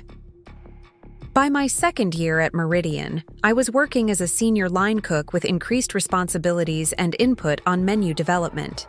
Chef Dubois began asking for my opinions on new dishes and techniques, treating me as a valuable team member rather than just an employee learning the basics. The restaurant industry network in Sacramento was small and interconnected, with chefs and managers moving between establishments and maintaining professional relationships across different restaurants. My reputation for reliability and skill began to spread beyond Meridian, leading to opportunities for catering events and special dinners that expanded my experience and professional contacts. I started developing my own recipes and cooking techniques, experimenting with flavor combinations and presentation styles that reflected my personal aesthetic while remaining consistent with Meridian's overall culinary philosophy. Chef Dubois encouraged this creativity, understanding that innovation was essential to maintaining the restaurant's reputation for excellence. "A chef who cannot create is merely a cook," he told me when I presented a new dessert concept that eventually became a permanent menu item. "You have moved beyond following recipes to understanding the principles that make recipes work. This is when real cooking begins." The validation was intoxicating. For the first time in my life, my creativity and independence were being celebrated rather than discouraged. My ideas were valued, my contributions were recognized, and my potential was actively supported by people who had the experience and credibility to evaluate it accurately. During my third year at Meridian, Chef Dubois began discussing his long-term plans for the restaurant and his own career goals. He was considering opening a second location or possibly selling Meridian to pursue other opportunities. These conversations gradually evolved into discussions about succession planning and the possibility of promoting from within when leadership transitions occurred. "You understand this restaurant in ways that cannot be taught," he told me during one of these conversations.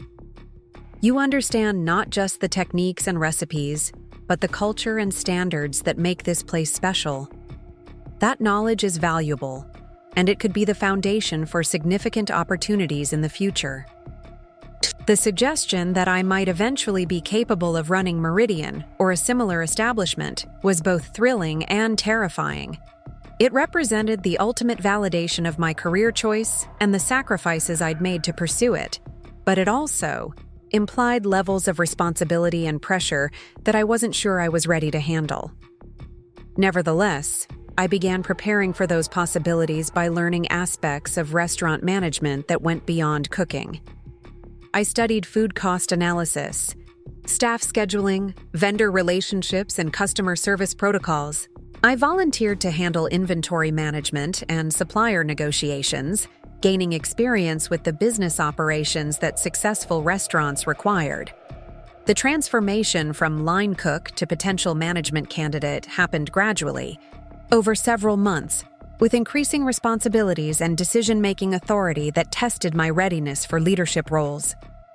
I discovered that I enjoyed the strategic aspects of restaurant operations almost as much as the creative elements of cooking, and that my attention to detail and problem-solving skills translated well to management challenges. By the end of my third year at Meridian, I was essentially functioning as an assistant manager while maintaining my cooking responsibilities. I was creating staff schedules, training new employees, and handling customer relations issues that required professional diplomacy and problem-solving skills. Chef Dubois' retirement announcement came during the spring of my fourth year at Meridian. He'd decided to sell the restaurant and move to France to pursue consulting opportunities with hospitality groups developing new restaurant concepts. The sale would include the physical location, equipment, recipes, and staff, but the new owners would have the option to make management changes based on their own vision for the restaurant's future. The uncertainty was stressful for everyone on the staff, but it was also an opportunity for those of us who'd been developing leadership skills and professional credibility.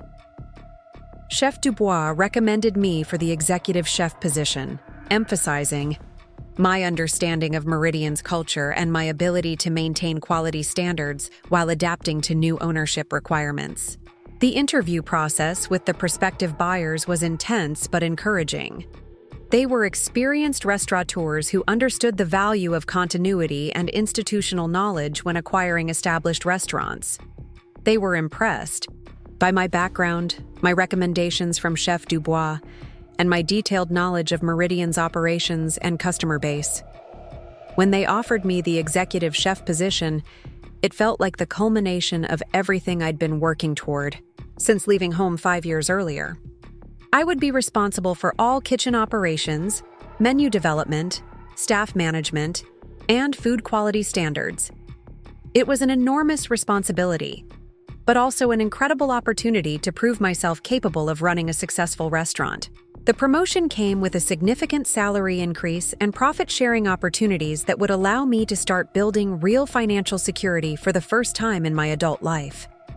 More importantly, it represented professional recognition at the highest level, acknowledgement that I'd developed the skills and judgment necessary to lead a team and maintain standards of excellence. My first year as executive chef was challenging but successful. I maintained Meridian's reputation for exceptional food and service while implementing efficiency improvements that increased profitability without compromising quality. I developed new menu items that reflected contemporary culinary trends while respecting the restaurant's established identity and customer expectations. The staff transition went smoothly, with most of the existing team staying on and adapting well to my leadership style. I promoted Sarah to sous chef and hired additional line cooks who brought fresh perspectives and energy to the kitchen operations. Restaurant reviews during my first year were consistently positive, with food critics noting that Meridian had maintained its standards while evolving in exciting directions. Customer satisfaction remained high, and our reservation book stayed full even during traditionally slow periods. But the most satisfying aspect of my new role was the opportunity to mentor younger cooks who were beginning their own culinary careers. I remembered how crucial Chef Morrison's guidance had been during my own development, and I tried to provide the same kind of support and encouragement to staff members who showed potential and dedication. Cooking is a craft that requires both technical skill and creative vision, I told new hires during their orientation. But more than that, it requires the resilience to keep improving even when things get difficult. The restaurant industry will test every limit you think you have, but it will also reward hard work and genuine passion in ways that few other careers can match. By my second year as executive chef, Meridian was thriving financially and professionally. We'd been featured in several regional publications, had developed a loyal customer base that included local food critics and visiting culinary professionals, and were consistently booked weeks in advance for weekend reservations. The success was gratifying but also motivated me to consider long-term goals beyond managing someone else's restaurant. I'd learned enough about restaurant operations to understand what would be required to open my own establishment, and I'd developed the professional network and credibility that would be necessary to secure financing and attract investors. The idea of owning my own restaurant had been a distant dream during my early years in the industry, something that might be possible eventually if I worked hard and stayed focused. But by my 5th year at Meridian, it was becoming a realistic goal that I could pursue within the next few years if I continued building my reputation and financial resources. More than anything else, I wanted to create a restaurant that reflected my own values and culinary philosophy, a place where excellent food was paired with genuine hospitality and where staff members were treated as valuable professionals rather than disposable labor. I'd learned from working at Meridian that restaurant culture was just as important as food quality in creating memorable dining experiences. The opportunity to purchase my own restaurant came unexpectedly during the winter of my 5th year at Meridian. Chef Morrison contacted me about a small restaurant space that had become available in the Arts District downtown, a location that had been operated as an Italian trattoria for 15 years before the owners decided to retire and sell the business. The space itself was perfect for what I had in mind. Intimate dining room with 42 seats, well-designed kitchen with high-quality equipment, and a location that attracted both local residents and visitors to the Arts District. The previous owners had maintained the space meticulously, so minimal renovation would be required to reopen under new management. The financial aspects were more challenging but manageable with careful planning. The selling price included the lease agreement, all kitchen equipment, dining room furniture, and existing inventory. I would need to secure financing for the purchase price plus working capital for the first 6 months of operation. a total that represented every dollar I'd saved during my years at Meridian plus additional funding from bank loans and potential investors. Chef Morrison offered to co-sign the initial loan and provide consulting services during the transition period, which significantly improved my chances of securing favorable financing terms. His reputation in the local restaurant community carried considerable weight with lenders who understood the risks associated with restaurant ventures. "You're ready for this," he told me when I expressed concerns about taking on such enormous financial responsibility. "You have the skills, the experience, and the judgment necessary to run a successful restaurant. More importantly, you understand that success requires not just good food, but strong leadership and sound business practices." The loan approval process took 3 months and required detailed business plans, financial projections, and references from industry professionals who could vouch for my capabilities and character. The scrutiny was intense but ultimately successful, resulting in financing terms that would allow me to purchase the restaurant and operate it independently. I named the restaurant Sage, reflecting both my commitment to thoughtful, carefully considered cooking and my desire to create a place where diners could experience food that was both comforting and sophisticated. The menu would feature contemporary American cuisine with influences from various culinary traditions, emphasizing fresh, local ingredients prepared with classical techniques and modern presentation.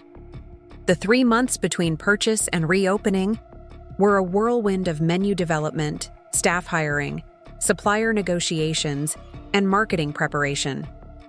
I worked 16-hour days, handling everything from recipe testing to equipment maintenance to permit applications with regulatory agencies.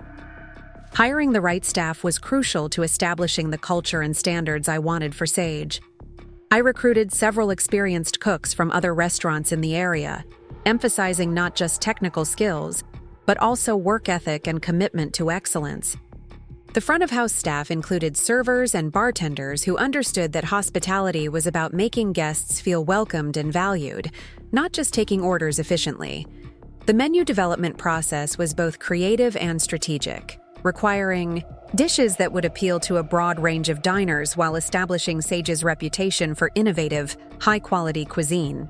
I spent weeks testing recipes, adjusting seasoning and presentation, and calculating food costs to ensure that the menu would be both appealing and profitable. Local food suppliers were eager to work with a new restaurant that emphasized fresh, seasonal ingredients. I established relationships with farms, ranchers, and specialty producers who could provide consistent quality while supporting the local food economy that I wanted Sage to be part of. The marketing strategy focused on building awareness within the local dining community through word of mouth, social media, and relationships with food writers and bloggers who covered the regional restaurant scene. Rather than a large advertising budget, I relied on creating exceptional dining experiences that would generate positive reviews and customer loyalty. Sage's opening night was both terrifying and exhilarating. Every table was reserved. The kitchen staff performed flawlessly despite opening night nerves, and the dining room energy was exactly what I'd envisioned when planning the restaurant's concept and atmosphere. The first review, published in the local newspaper 3 weeks after opening, was overwhelmingly positive. The food critic praised the menu's creativity and execution, noting that Sage had successfully filled a gap in the local dining scene for sophisticated food served in a relaxed, approachable atmosphere. Chef Emma Martinez has created something special at Sage, the review concluded. This is cooking that respects tradition while embracing innovation, served by a staff that understands hospitality in its truest sense. Sage deserves a place on every serious diner's list of essential Sacramento restaurants. The review generated immediate interest from diners who might not have discovered Sage otherwise, leading to consistently full reservation books and a waiting list for weekend tables. Word-of-mouth recommendations from satisfied customers amplified the initial positive coverage, creating the kind of momentum that successful restaurants need during their crucial first year. By the end of our first 6 months, Sage was operating profitably and building the kind of reputation that would ensure long-term success. Customer satisfaction surveys indicated exceptional ratings for both food quality and service, and we'd developed a loyal customer base that included local food enthusiasts and visiting culinary professionals. The success was professionally and personally satisfying in ways I'd never experienced before. This was my restaurant, reflecting my vision and values, succeeding based on my decisions and leadership. Every positive review, every satisfied customer, every profitable month represented validation of not just my cooking skills, but my business judgment and management capabilities. More importantly, I'd created employment for 12 people who shared my commitment to excellence and were building their own careers in an environment that respected their contributions and supported their professional development. The staff. Turnover rate was remarkably low for the restaurant industry, indicating that we'd successfully created the kind of workplace culture that attracted and retained talented individuals. The financial success was equally gratifying. After years of living paycheck to paycheck and worrying about unexpected expenses, I was finally building real financial security. The loan payments were manageable, the restaurant was generating consistent profits, and I was able to start saving money for future expansion or investment opportunities. But perhaps the most meaningful aspect of Sage's success was the recognition it brought from the professional culinary community. Other chefs began seeking my opinions on menu development and restaurant operations. Food critics mentioned Sage in articles about Sacramento's evolving dining scene. Culinary school graduates asked about potential employment opportunities and mentorship. I'd gone from being someone whose career aspirations were dismissed by her own family to being recognized as a leader in the local restaurant community.